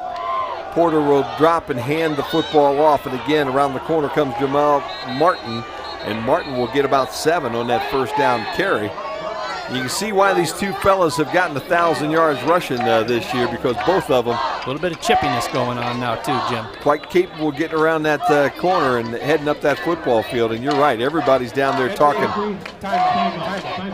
Everybody's down here talking to the officials right now. Have an injured player down there, Jimbo? I think so. There's somebody in front of us that we can't see at this point. I think that's well, no, now I see the trainers from Olivet. No, those are just guys bringing okay. Well, we'll see here. Once we get this, there you go. Here's injured Britt. Getting up off the turf is Cole Hollenbach, the young fellow that got the interception in the end zone there. And he seems to be okay coming off the sideline. Very physical game today. Has been a very physical game. A lot of hard hitting going on. I'm sure the cold weather certainly does not help that either. Well, and you're down to that last game. Neither one of these teams wants to lose this one today. You know, the Comets at 6-3 right now, and 4-2 in the conference, and the Britons at 5-3 and 3-3. And obviously playing for their coach here this afternoon. They don't want to give this one up here this afternoon as well. 26 seconds left to go in the 3rd quarter. And again, a handoff comes around left end to Matthew Ellis, and Ellis will have enough for the 1st down as he makes the 40-yard line. That may be the last play of the quarter, though, as we're at 18 seconds. Clock will start again on the set of the ball. The Brits may go into the 4th quarter up by 15 points. Clock now moving at 16 seconds. They look over to the sideline, and it looks like maybe they're going to try to get one more play in before this quarter ends. 8 seconds, 7 seconds, 6 as they move their running back over to the right. They will get one more off. 3 seconds, 2, and they hand it off, and it's Martin right up the middle for about 4. So Martin gets to the 36-yard line. That'll bring the clock to triple zeros, and we'll head to quarter number 4 with the Brits up 28-13 here on the Brit Sports Network. Jim, Albion Student Athlete Advisory Committee invites local families to start the holiday season at their annual Winter Carnival scheduled for Friday, November 30th. The event runs from 4 to 8 p.m. at the Dow Recreation and Wellness Center. Contact Senior Associate Athletic Director Melissa Walton at 629-0593 for more information. Britons are up by 15 heading to quarter number 4. John, you got any updates for us that people might be interested in right now? Oh, absolutely. Trine is up 28-18 over Kalamazoo late in the 3rd quarter. Hope and Adrian now. Hope 19, Adrian 14 also about halfway through that 3rd quarter. You know, you really have some good games here in this week number 10 matchup between these teams. But it's been a pretty balanced conference all year long. And you can tell me how good Trine is, and they are very good. But when you take a look at this, you know, you've got a Olivet team that basically lost by a point when they went for 2 at the very end of the football game and lost to Trine. You got a Brits team that went down to Trine and fought them all the way to the end, even though it wasn't quite as close of a score. But, you know, it has not been anybody this year that has just come in and run roughshod over the rest of the conference, John. No, it kind of reminds me of the Big Ten sometimes, how anyone can lose on any given day, you know, and people give each other scares all the time. Porter's in the backfield. To his right is Jamal Martin, and they'll hand the ball to Martin. He'll sweep left end. This time there's nothing but purple jerseys around him, and there's a yellow flag right around the hash mark at the 39-yard line. Excellent lateral speed by the Brits defense. Good job to just step out and anticipate where that cut lane was. And there was no such thing right there. McIntyre, the senior out of Detroit Loyola. And let's see, will the Brits take the play? Will they take the penalty? I'd go ahead and march them back. Olivet's all the way back to the midfield stripe now. They're anticipating this. Figuring it's probably a chop block. Aha. I'll go ahead and take that one. And they will march that off from about the 38-yard line. Just underway, quarter number 4. Brits up by 15. 50 and 70. So double team chop block right there. Somebody engaged him on top and somebody hit him from down below. Yep. And that's a huge no-no, not only in college but in the pros as well. You get one player up top engaging, another player going low. That's a player safety. That's an easy call. Ball goes marching out to the 48-yard line now of the Britons, and it'll be second down now and a whole bunch. Give it about 18 right now for Olivet. Now it kind of forces the Comets to think more pass, although I guess they do have 3 downs here, second, third, and fourth, but I have to think this is a passing down now. Devils right in front of us here. They'll fake the ball to Martinell, looking downfield. Here comes the rush. Dump it off into the flats. Good tackle. To Nick Thomas. Boy, he's a big guy. Thomas just starting to try to carry with him Levi Ladd, but then a whole bunch of purple jerseys come up, wrap him up and knock him down. But you're right, they've got a couple of big wide receivers, Jim. Thomas 6'4", 225, the senior you mentioned. I mean, just look at the leg drive. Such strength. Ralph Gaston, actually, the young guy that made the initial contact, and then he had a whole lot of help. Third down now and 12 for Olivet. And again, probably in 4-down territory from the rest of the way because they're down 2 solid scores right now. And the Britons defense has always risen up and done what it needed to do in these key situations. Will this drive do the same? Got to watch Jodway coming across the middle. Here comes the Brits. They got him. Down he goes at the 45-yard line. Technically not a sack, I believe. It's a no gain on the play, but tell that to the quarterback right there. Getting rocked by 2 or 3 different guys. Cuban Miller and Malik Bozell, the 2 guys that make the stop for the Britons. And with 4th down now and about 13 and a half, almost 14, they'll bring the punter back out. But let's remember what happened the last time they brought him on the football field. The fool me once kind of deal, I think, here. And again, the young fellow that caught that last pass, Hart Wilkins, is sitting on the left side of that protection blocking scheme that they have right at the midfield stripe. This time he's looking to block. They rushed one guy. This ball will roll down inside the 10 and continue to roll to the 6, almost the 5 before it's touched dead. And the Britons now with 13:05 to play could pretty well put this thing in the ice box here with a nice long drive and a score of any kind. So now the normally very high-paced Britain offense, you expect them to probably, I know I asked you this question earlier in the game, you expect them to still kind of run the same style offense. You know, I think that's when you get in trouble. You know, you get in trouble when you start to go away from what you do. Okay, that's you're up 2 scores. Now, do we continue to be the Britons that we always are, or we try to be tentative and try to run the ball or force the ball some way that we're not accustomed to? Or do maybe you run a little bit more of a deliberate no-huddle? We'll see. Handoff on 1st down. We'll get that football out across the 5 to about the 7-yard line. Good cleanup hit by Colton Swims right there, coming out from his DB position. Good shoulder there. Markel McCoy, the running back in the ball game in the backfield, who got that one out for about a 3-yard gain. And yep, they're not running they're not slowing down. Paul is going deep to Blands. He's got it! 50, 45, straight arm, 30, 20. This one's going to the house. Brian Blandsey on senior day says, I'm going to take this one in. Let's end it here. Great speed, great separation. Watch the throw on the money. This doesn't get any better than this pass right here. Reaching out. The stiff arm at about the 40 seals the deal. Boy, I'm going to miss that big fella next year, aren't you, huh? Goodness gracious. The Blandsey brothers have been a lot of fun to watch play football here at Albion College, and 93 yards is what they totaled that one up to be. As Brian just was not going to be denied. He says, Bundaberg said we need another score. Let's get it right here. The extra point is good. Now we're getting a little bit more scrapping going on. think that the officials are going to need to step in and do something about this, because a little bit of scrap in here and a little bit of scrap in there is what becomes an ugly pull apart a little later. So going to need to start asserting a little bit more influence now. And the Britons now go up 35-13 with 12 and a half minutes to play here in this football game. My goodness, you wanted to know whether they're going to stay to their normal routine there, Jimmy. They faked the ball in the gut. I think everybody wearing a white shirt thought, okay, yep, this is going to be a run. They're happy to kind of work on that clock, and the ball right on the money, and Brian Blanzy was not going down. That was a fantastic pass by Thomas. Great reach right there by Blanzy, and good coverage. I mean, just a beautifully thrown ball right in stride. Can't ask for anything better. Well, let's see how the Britons will attack this one. Will they kick this deep to Adams on our side? Yes, they will. High floater, and Adams will come up and grab it at the 15.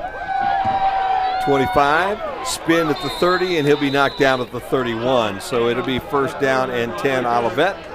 And again, Jimmy, everything's getting a little chippy out there. Both teams right at this point in time kind of flexing those muscles. Yep, players finishing blocks maybe a little more than they need to, a little bit more talking that needs to happen. I think now's when we need to remind ourselves of the sportsmanship oath that we talk about at the beginning of the game. I know it's physical. I know it's, I know Olivet certainly expected to play a little better than they have coming in here, and I get that it's a frustrating afternoon, but well, you got to represent your school a little better. Comets have won the last two, so the Britons trying to break a bit of a string right now as Porter fakes and everything gets whistled dead early. A procedure call will go against Olivet. Ball start. 51. Offense. 5-yard penalty. Repeat. So it will be first down and 15. 55. So they'll get Trenton Monroe on the false start right there. Little shoulder twitch as you have the running back coming in motion. Boy, I'll tell you what, you'd have to believe that one put it away, but you never can tell in this game, in this league. Both these teams have the ability to score in a hurry. Well, I was going to say, that's the thing is, they put an touchdown on the board, but there's still 12:22 left to go. Means that each team probably has 6 more possessions coming to them. Yeah, it's 3 scores, and they got to get a 2-point extra point somewhere. Jodway gets a nice block to get up the sideline, and he'll be out of bounds after a nice pickup out around the 35-yard line. Look at this one. Another flag on the play, though. Penalty at about the 30-yard line there. Talk about playing with fire, though. You wonder why they haven't thrown too many interceptions. I don't think he's taken too many risks with the ball. Today, though, the 2 interceptions he's thrown, taken a little more risk, and they've both been end zone passes. In the back, number 85. That's what sprung him. I was wondering whether that was where it was heading. So he was right there on the tackle, and he had to do something. And the only thing you can do is try to make the play. Yep, you're just trying to free your guy. And unfortunately, gets those hands in the only place he can, which is the small belt. And when you watch that replay on that play, you could see, I think it's going that way. Yep. First down now and a bunch, 20. How close was that to a pick, though? Yeah, he was right there. That could have gone either way at that point in time. And Jodway has been very quiet here this afternoon. Porter now going to keep the football and run. And he's got Brits coming up from behind. He couldn't see him coming. He'll get to the 30-yard line and he'll get knocked down right there. So picks up about 8 on that run by Lane Porter. Yep, and the worst thing for Porter right there at the end of this run is slowing down. Thinking you're going to try to make a cut, and you forget that you have 3 or 4 guys closing in on you from the backside. They're not going to give up on that pursuit. There's no doubt about that. That's not the way they play defense in Albion on this Saturday afternoon. They're not going to take it easy on you when they get you either. 3rd and 13, or 2nd and 13. This one's complete out to the flat 40-yard line.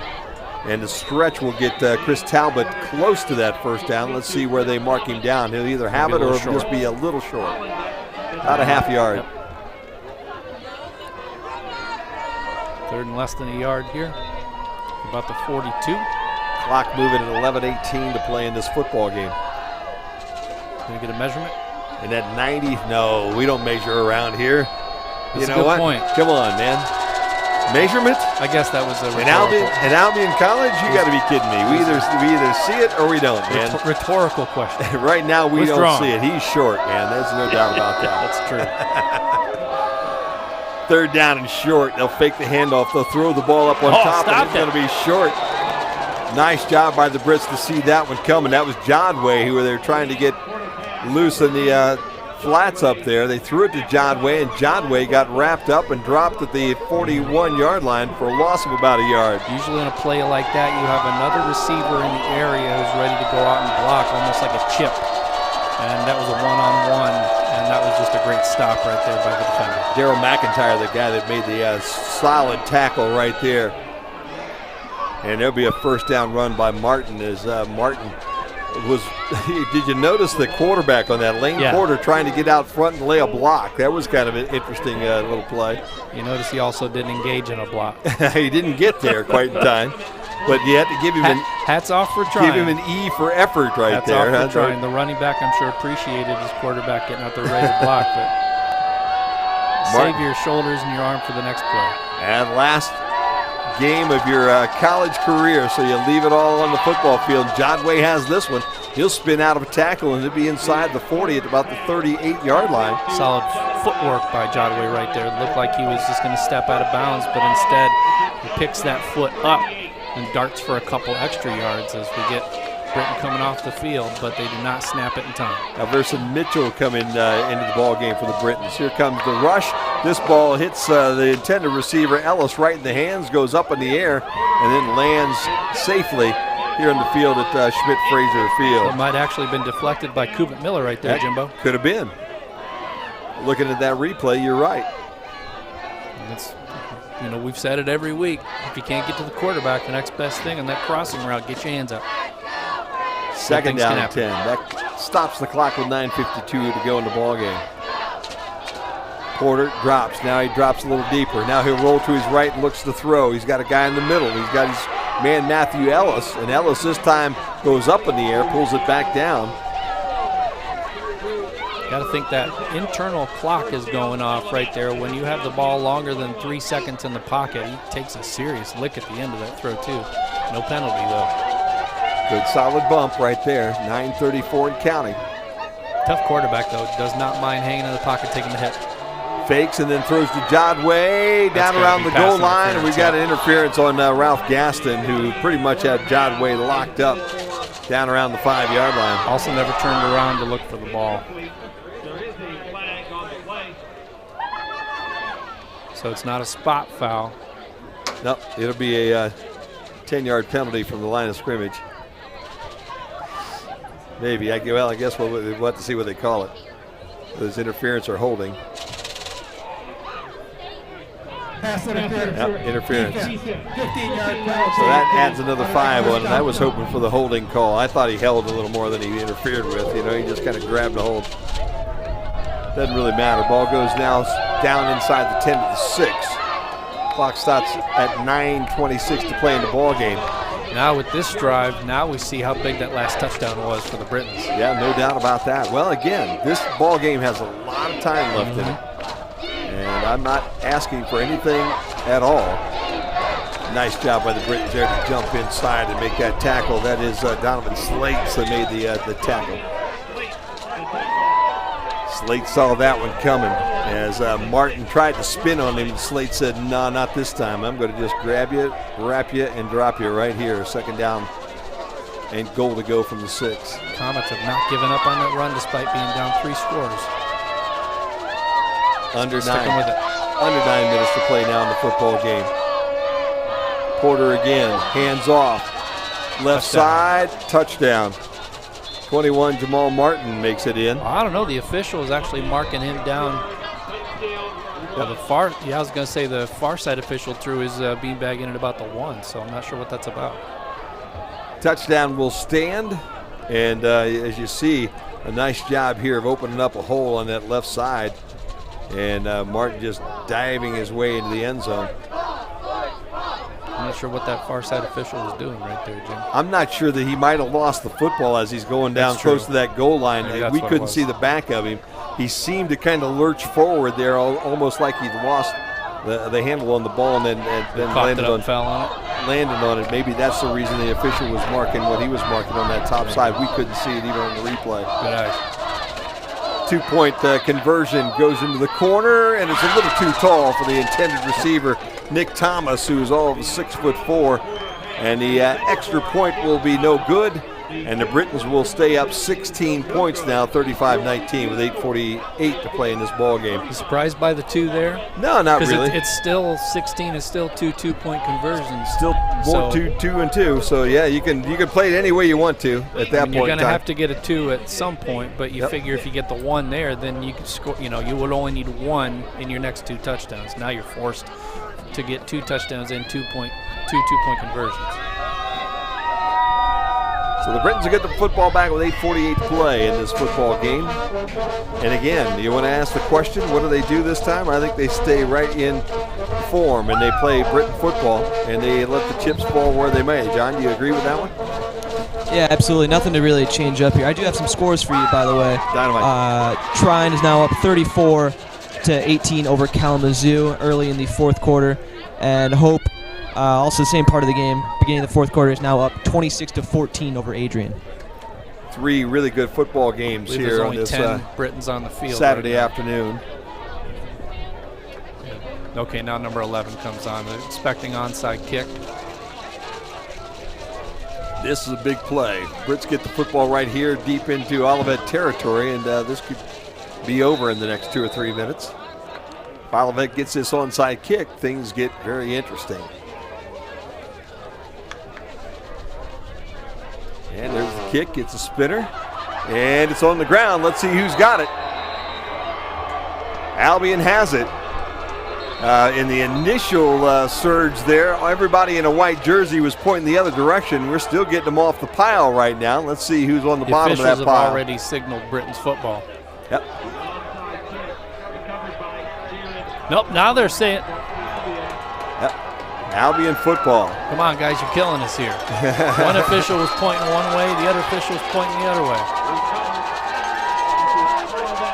Now they're saying it's Comet's ball. Yeah, let's see. Who's coming out with what right now? The referee We're waiting just to see. pointed one. Yeah, this is the Olivet offense coming back on that football field right now. So it is not Britain's football now. It's Olivet football. So I don't know who the last guy up off that pile was. I was still trying to look, and the Britain's not on the field right now. This is bizarre. Fake handoff. Porter going to throw this one across the middle, but it's wide of the intended receiver down on the 40-yard line. Can you recall that happening this many times? Matthew Ellis, no, Matthew Ellis, the intended receiver, and that ball thrown a little bit behind him. But yeah, it was hard to see from our side. Olivet sideline. They were roared, figuring they had the ball, but then the official came right and immediately signaled Britain's ball. And then you had 2 officials pointing in 2 different directions. A lot of confusion out there. 2nd down and 10 as Porter has some heat. He's going down at the 35-yard line. Britain's offensive line finally shoving him down on the ground. At the 35-yard line, Sean Cubitt-Meller with some big heat up the middle of that football field. That might be the exclamation point the team needs right there. Because now you're in obvious passing situation, which means defense gets to do his favorite thing, pin the proverbial ears back and get after the quarterback. 3rd and 17 now for the Comets. Probably play almost a prevent-style defense here in this 3rd and 1. 8 minutes to play in the ball game. Quarterback Porter drops, gets out of the pocket, now throws. He's got Jodway, and Jodway has a 1st down. He's still on the field. 40, 30, 20, 15, and down inside the 15 to the 11-yard line. And just like that, the Britons, who looked like they had this one wrapped up, are back in the middle of a football game again. Can't believe that wasn't a holding call right there. Throw goes to Jodway. We've been saying this tackle. Fella has not been real active in this ball game, but boy, when they need him, there he is, and he's got him down. No quitting this Comets team, Jim. Not whatsoever, man. All heart right now. Got him down to about the 13-yard line right now. 1st down and 10 with 7.5 to play in the ball game. Porter drops, looks, throws across the middle. He's got his guy, that's Ellis. Ellis with a pickup inside the 10 to about the 9, so give him about 4. Clock moving at 7:20 and counting. Again, all 3 timeouts for both teams. Schaefer with the tackle there for the Britons. 7:14 to play in the ball game. Second down at about 7. Olivet can get the first down inside the 5. They fake the handoff. Here comes the blitz. Porter steps out of it. Now he'll roll to his left, still looking for somebody to throw it to in the end zone, and throws this one wisely out of bounds, as there were 4 purple jerseys around 1 receiver back in that back corner. Looking at Nick Thomas to throw that jump ball to, but there were just way too many purple shirts around him. Do we have a flag on the field or no? Nope. Saw one of the officials No flag on the play. putting one back in his pocket right there. A lot of confusion by the officials today, Jim. 3rd down and 6 now for Olivet.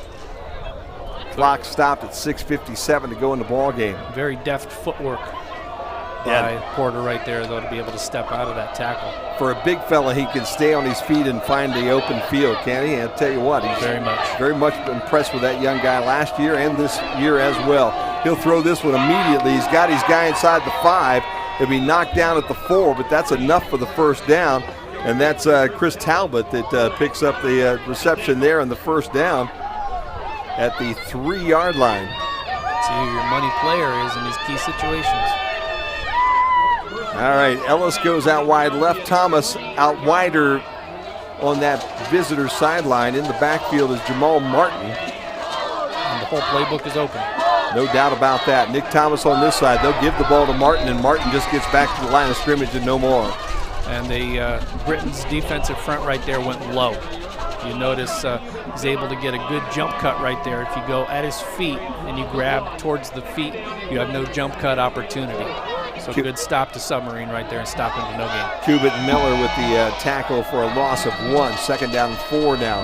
They go the opposite way. Porter looking to throw it across the middle, and this one thrown again behind his intended receiver, Nick Thomas. Thomas had to reach behind him, try to get him. Porter went onto the turf here as he let go of that football. Maybe that's the reason it was behind him. And McIntyre with great coverage in the end zone. Good defense on both sides right there. A little bit of an errant pass, but not in a position where anybody could have intercepted it. But good pressure up the middle, too. Jodway's in the slot up on that visitor side. You're going to have to watch him up there.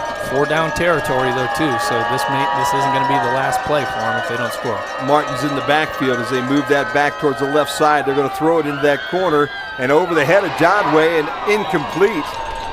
Good idea trying to hook it up down around the goal line, but it's incomplete. It'll set up a 4th down now and goal from the 4. Had him open by a step, but too high. Sailed the pass right there. 6:05 to play now in the game. 4th down. This is a big one here. If the Brits can... This is probably the ball game right here. Can stop them right here. This could wrap it up. You're right, Jimmy. Because even with 3 timeouts, if they don't get this one here, the Britons could go on a game-clinching drive. Martin's in the backfield. On the right side, you got Talbot and Thomas up on top. Jodway all by himself, one-on-one. Will they go to him for this attempted touchdown? No, they go the other way. They toss it up a little too high, and the ball gets knocked away from Nick Thomas and will go over on downs to the Britons. Playing to your strength right here. Jump ball to the tallest receiver. Had the position, just a little too high. And Ralph Gaston with some pretty nice coverage right down there to try to help solidify everything. But again, you're right. Lane Porter with an opportunity. If that ball's on the money, you might have a situation. Gaston with some decent coverage down there, not to give him an opportunity to come down with that football. But again, that ball maybe 4 inches lower, and it would have been an interesting jump ball situation if you're an Olivet fan, that's for sure. And that's the thing, is the defender was behind him. Yeah, I mean, he had screened the defender out. You didn't have to throw a jump ball in that case. 1st down and 10. Britons with the ball on the 3. They'll throw this one out to the left wing. That's going to Cullen Poore, and Poore going to find a little bit of a crease and get across the 10 to about the 12-yard line. I'll tell you what, that was a big help right there, Jimmy, to be able to get that thing out of the shadow of your goal line. But gutsy call. I tell you what, a screen pass from your end zone, gutsy call right there, but it worked. This time it'll be a handoff, and that should be enough for the first down as they cross the 20 to about the 22-yard line. Markel McCoy. Now the timeouts start to become a factor for the Comets. You got to think that if not now, the next series of downs, they'll have to start burning those timeouts. 5:27 and counting. A couple more, another first down or two, and you're right, Jim. They're going to have to start thinking about burning those timeouts. Otherwise, the Britons are going to just run this clock right down to triple zeros, which will make me happy. High snap, but Thomas able to get it. Also able to get the handoff to Freeman, I believe, that time. I think it's 28 instead of 23 this time, out across the 20 to the 21-yard line as Doug Freeman hangs on to the football. Watch the spin moves here. 1, 2. 2 spin moves and almost got his way out as the Comets do burn their first time out. There you go. You wondered, Jimmy. There's the very first one that they're going to take right now. So 5:05 to play in this football game, and the Brits on top by 16. Second down and 5, and they have the football on their own 21-yard line. John, do you have any updated conference scores for us? Yes, I do. Trine is now up 41-18 over Kalamazoo about halfway through the fourth quarter. Score remains the same for the Hope-Adrian game. Hope is up 26-14. I checked on the Alma-Finlandia game on their YouTube Live. Last time I checked, it was 0-0. And then in terms of Division I, Ohio State was up 26-6 late in the fourth quarter against Michigan State. There you go. Maybe the Buckeyes about ready to start to get things righted again, as they do. It's amazing how they do that, Jimmy. They always have that game, just like this one with Purdue this year, where they lay that egg, and then it seems like they struggle for a game or two, and then they seem to fix things. And then by the time it's time for playoff time, they're right in the middle of that decision that they have to be made. Yep, year in, year out, one of the best for sure. Freeman takes the ball from the backfield, and he'll get back to the line of scrimmage, maybe get a yard. As he's across the 21 to about the 22, and Olivet takes their second timeout. And I'm not sure that they needed to take that. We've got a Brit on the ground right now. Might have gotten an injury timeout if they just would have allowed that to play out a little bit longer. If you're the coach, do you go over and ask the official? No, is this an injury timeout? Can we revoke it? I'm sure you're going to talk to him a little bit, but I think before he hit the ground, they've already called the timeout. Now, if this becomes an extended situation over here, they might rethink that. But at this point in time, I think that one's going to stand. So that was the second timeout taken by Olivet. I'll give you some other D1 scores here. As John mentioned, 26-6, Ohio State leads Michigan State in the fourth. Florida defeated South Carolina 35-31. Number 9, West Virginia defeated Texas Christian 47-10. Number 20, Penn State doubles up Wisconsin 22-10.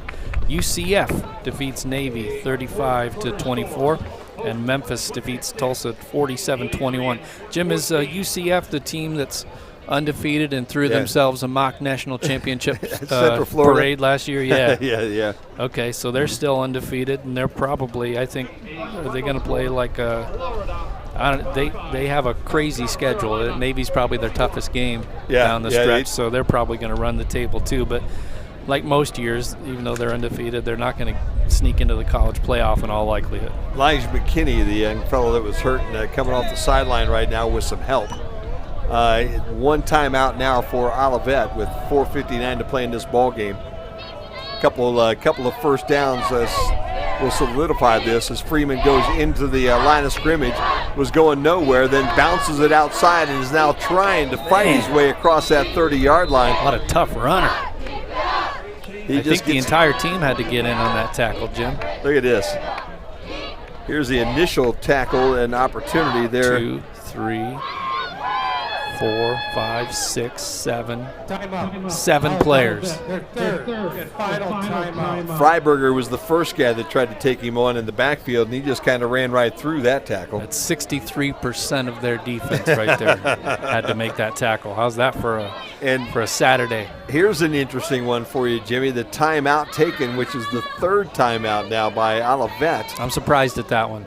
You'd think you'd hang on to that one last timeout, but they use it right now. And they run a very deliberate offense, so it's forcing them now, assuming the Brits punt here, which I have to think they're going to. It's 2 possessions. You're going to score, get 2 2-point conversions, no timeouts. They do not run a hurry-up offense. Now, granted, a 2-minute offense, you can probably run with it once and get some momentum off of it. I don't know how successful it is as a long-term solution, so No timeouts, a team that runs a more deliberate style. How are they going to adjust to having to completely change how they operate for these last possessions or two? Sam Blanzy back on his 8-yard line. He's going to take this ball and run it. Look at this. Blanzy's going to have the first down. He's going to cross the 30, get close to the 35-yard line, stick the ball out a little farther, and the senior from Grosse Pointe says, hey, my big brother scored to my other brother. I guess I don't know who the big brother of the two of them is, but my twin brother scored the touchdown, and I just sealed the football game. And that's definitely the dagger. And you got to believe, Olivet just putting those ears back and coming at it with everything they've got. Blanzy just watched where the weakness was in that pass rush and says, okay, hey, that left side's wide open. I'm heading around that left corner. Up the field he goes, and the Britons in business with the ball with 4:39 to play, and Olivet with no timeouts. 4:35 and counting. Brits 35, Comets 19. Pass comes out into the flats. Colin Poor. Poor will stay in bounds at the 40-yard line, and there's a flag right around the 41-yard line. It's going to start getting ugly now. Yeah, I think so too. And it's unfortunate, but you can see it coming from a mile away. Well, it's been kind of a chippy afternoon. Neither one of these teams wanted to give this one up this afternoon, I guarantee you. Both of them came in here hoping to win that final game here in week number 10. And the Albion Britons are going to secure one for their coach. And don't forget, at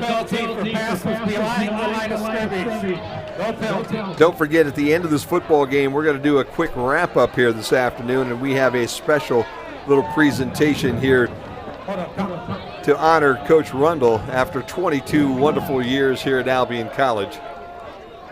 That'll last about an hour and a half, so our buddy Kenny Reeker has a hard time getting back down into Ohio. A short little video lasts an hour and a half. Well, there's the commentary afterwards, and then all the this is the director's cut, Kenny. Yeah, there is You'll love it. Yeah, the whole thing, Kenny. Our producer today has another ball game to do up down in Ohio here tonight, and so he's said we got to get these guys. We got to get out of here in a hurry. So obviously, we would like to keep him here as long as we can here this afternoon. Now it's just not going to stop. No, it's going to get. The Britons aren't going to back down either, Jim. Nope. So this is going to be a case where you're just going to have to swallow your pride, I think, and grind these last 4 minutes out. You're not going to be happy about it, and maybe the coach can talk to number 38 Anthony Merriman, the freshman right there. Maybe just invite him over the sideline, because probably not going to run too many.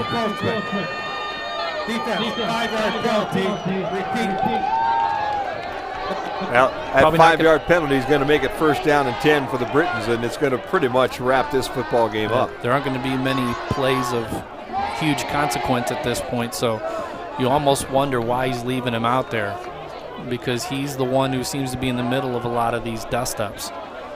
First down now for the Britons, first down and 10, ball on the 44-yard line. And with that clock will wind down here very rapidly as Olivet has no timeouts left, and you can bet your last nickel the Brits aren't going to call one here between now and the end of this ball game. Staying in the pistol, triples here on this side. Thomas in the backfield, he'll hand the ball off.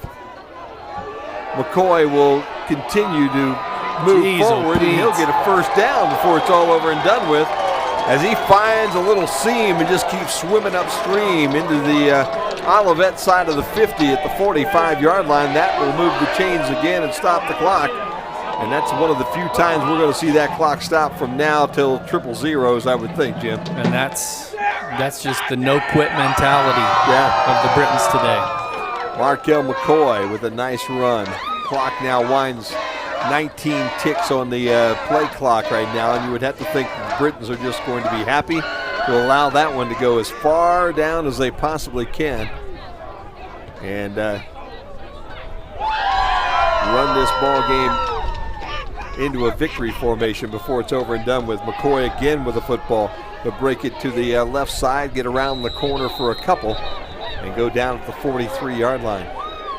And again, the clock continues to move, and now you got 39 ticks on that play clock that you're going to allow this clock to roll down close to 2 minutes before you snap that ball again.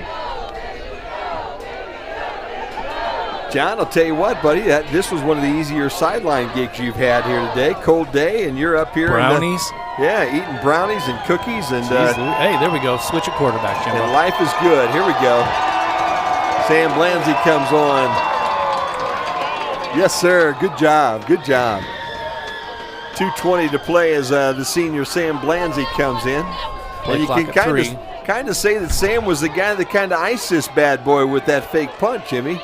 So now you bring him in and let him play quarterback for the last couple of minutes, and all the Albion coaches going by us right now with a fist bump and a smile on their face, because you know how tough it is. You come in against a very quality opponent in Olivet here this afternoon, and you're wanting to win one so bad for Coach Rundle here to send him out on the right note, but you never can tell. You got to go out and play this darn thing for 60 minutes, and the Brits have done a very nice job of that this afternoon. And it's obviously a solid Olivet program. It is, so no doubt. You and I talked on the way up here. Do you think you'd get this one? I felt pretty strong that they would for the reasons that we talked about in the car, but certainly didn't see it unfolding quite this way. McCoy will lunge close to the first down, but I think be a little short, and it'll set up a fourth down now. The important part, though, with the resetting of this football, 37 seconds on that play clock right at this point in time. You can take this thing all the way down to about 30 seconds if you don't even want to run another play right now. Yep. But I'm sure they'll probably quarterback sneak it, get the first down, take a knee, and start celebrating. 18 seconds on the play clock right now. If you wonder why they're standing and just looking at everybody, they're going to let this thing run as far as they can. McCoy again in the backfield. Triples here on this side, single to the top, but I don't think they're throwing the ball. They hand the ball to McCoy. Nope, they didn't hand the ball. Blanzy keeps it, and he'll be close to the first down. Let's see if he got it. Needed to get to the 35. I believe he's marked at the 35. Sam Blanzy again, not willing to go down before he gets to that 35-yard line. And with that placement, that'll do it. First down and 10. Sam Blanzy and the Britons move the sticks one last time. And with 34 seconds and counting, this ball game's over. 25 ticks, so they'll have to run one more play before it's all over and done with here today. Play clock hasn't started yet, though, so they may be able to sneak out of here without even running that last play. Yeah, it hadn't, but you know what? It There's was running. Hugs for Coach Rundle down there on the sideline, Jimbo. The fun thing, Jimmy, is that play clock was running a minute ago, but it got reset then. I was premature in that call. Had to respot the ball. Yep, they had to respot the ball, so that was from the previous play, I'm sure. And that's going to do it. There's the water bath, the Gatorade bath. You know what? There's no big old bucket around him, but there's a whole lot of guys with little water jugs, and they sure as heck doused down the coach here after that final here. We've gone to 0-0s here at Albion as the Brits beat the Comets from Olivet today, 35-19. Britons for the season now would go to 6-3 on the or 7-3 on the year, and 4-3 in the conference to finalize everything.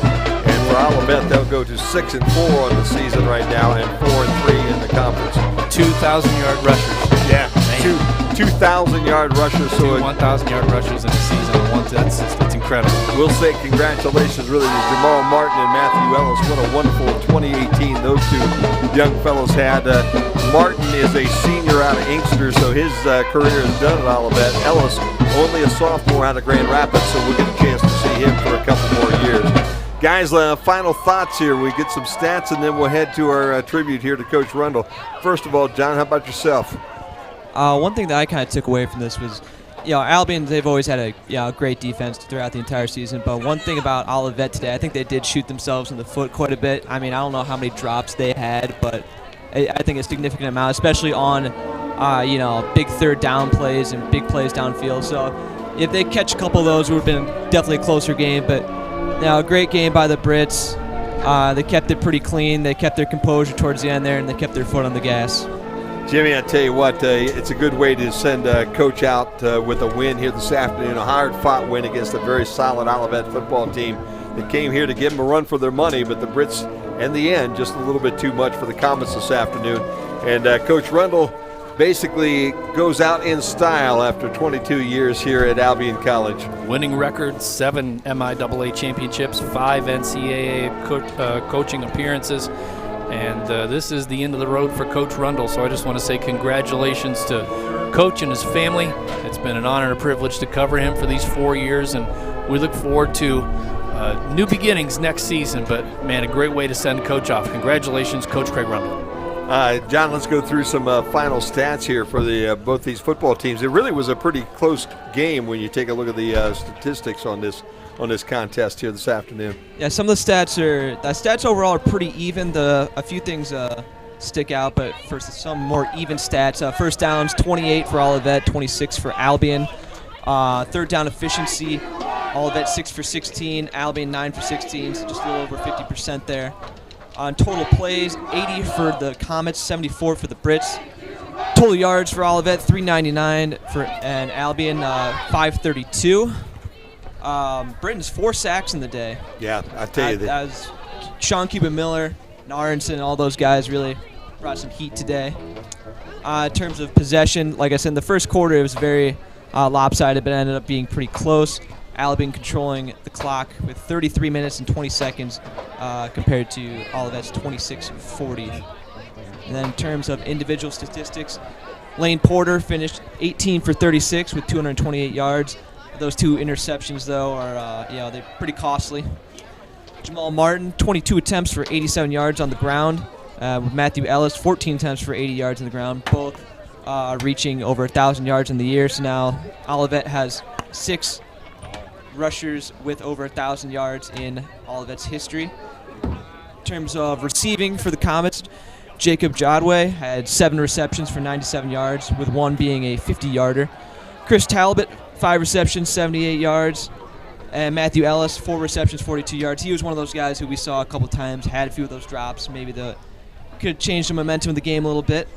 And then if we go for the Britons, if I can get that to work. There you go. That's always a situation where you never can tell. Johnny, how's that? Yeah, having a little technical difficulties here loading. Here you go. Let's see if we got anything up here on this side. It's loading, but it wants to load something else right now. There you go. Now, here we go. Kyle Thomas, 16 for 28, 293 yards, 4 touchdowns, no interceptions. Very smart game by him. Markel McCoy on the ground, 19 attempts for 81 yards. Doug Freeman, 15 attempts, 72 yards. Kyle Thomas, 7 attempts, 45 yards. And Zach Serzo with 2 attempts for 23 yards. In terms of receptions, Blanzy had that huge 93-yarder. He finished the day with 3 receptions for 118 yards and 2 touchdowns. So 2 out of his 3 catches were for touchdowns. Very impressive. Colin Poore, 8 receptions, 73 yards, also 2 touchdowns. Marlon Martin, 2 receptions, one of those being for a 35-yarder, that great catch near the Olivet sideline. And I think that's about it. Hey, it was a great afternoon. 34 degrees here in Albion, Michigan this afternoon, but the crowd here for the Britons are nice and toasty right now as they head to the gates. 35-19 they win this afternoon. That's going to wrap up our season and our broadcast this afternoon. Big thank you to our buddy Kenny Richer here this afternoon for making everything happen for another Saturday afternoon in the booth, and all of our crew this afternoon. Sam and Drea did a great job with the cameras. Always a big thank you to the folks here at Albion College, including Bobby. Man, I'll tell you what, we could not do it without Bobby Lee on a Saturday afternoon. Matt Aaron did a great job here, the AD. And with that, we're going to leave you with a little tribute and a thank you to Coach Rundle, because it has been a fun ride, 22 years and a wonderful career. And we say thank you to Coach Rundle one last time as the Brits win this afternoon, 35-19. And that'll wrap it up here on the Britain Sports Network. Hey, Coach Rundle, I know you don't particularly care for this type of thing, but there's a number of us here at Albion College that couldn't let you go without saying a thank you and letting you know how you've been a positive impact on all of our lives. So here we go. Congratulations, Coach Rundle, on your retirement. We're both really happy for you and Ann. Congratulations also on the many, many accomplishments you've had here at Albion College. Coach Rundle, I just want to thank you. I'm fortunate to be able to call you a second parent. a friend, a coworker, a mentor. I owe you everything. Congratulations, Coach Rundle, on your retirement. We are so thankful that we had the opportunity to meet you. You and Miss Ann have been so gracious, and we will miss you so much, but congratulations. Congratulations, Coach Rundle. Really happy for you and your family. I want to say thank you for being such a great supporter and friend to not only the men's basketball program, but to myself and to my family. Coach Rundle, congratulations on an outstanding career that spanned over 40 years. I don't think there's enough words to thank you for everything you've done for me, for the program, for the individuals you've touched. Good luck with the next life. Thank you very much for carrying on a great Britain football tradition. Good luck and enjoy the grandkids. Coach Rundle, it's been an amazing run for you here at Albion College. We've shared amazing championships. I cannot thank you enough. You're one of the best coaches I've worked with. No nonsense. You have fun, you're honest, you're real, and those are things I really appreciate. As a representative of all the faculty athletic reps that Craig has worked with over the years, I'd just like to say congratulations, Craig and Ann, and have a very happy retirement. I've had the privilege of playing for and working with Coach Rundle, and of the many lessons that he knowingly or unknowingly told me, it is to never compromise the integrity of your program. Having said that, behind closed doors, he showed tremendous compassion for the individual athlete. Thank you for the family atmosphere you have created for the football program. We appreciate you opening your home and heart to all of us. From a head coach standpoint, how to manage a team, how to work with a staff, it's been a really good experience, and I'm just so thankful that you gave me my first full-time coaching job at a place like Albion. It's a remarkable place. So.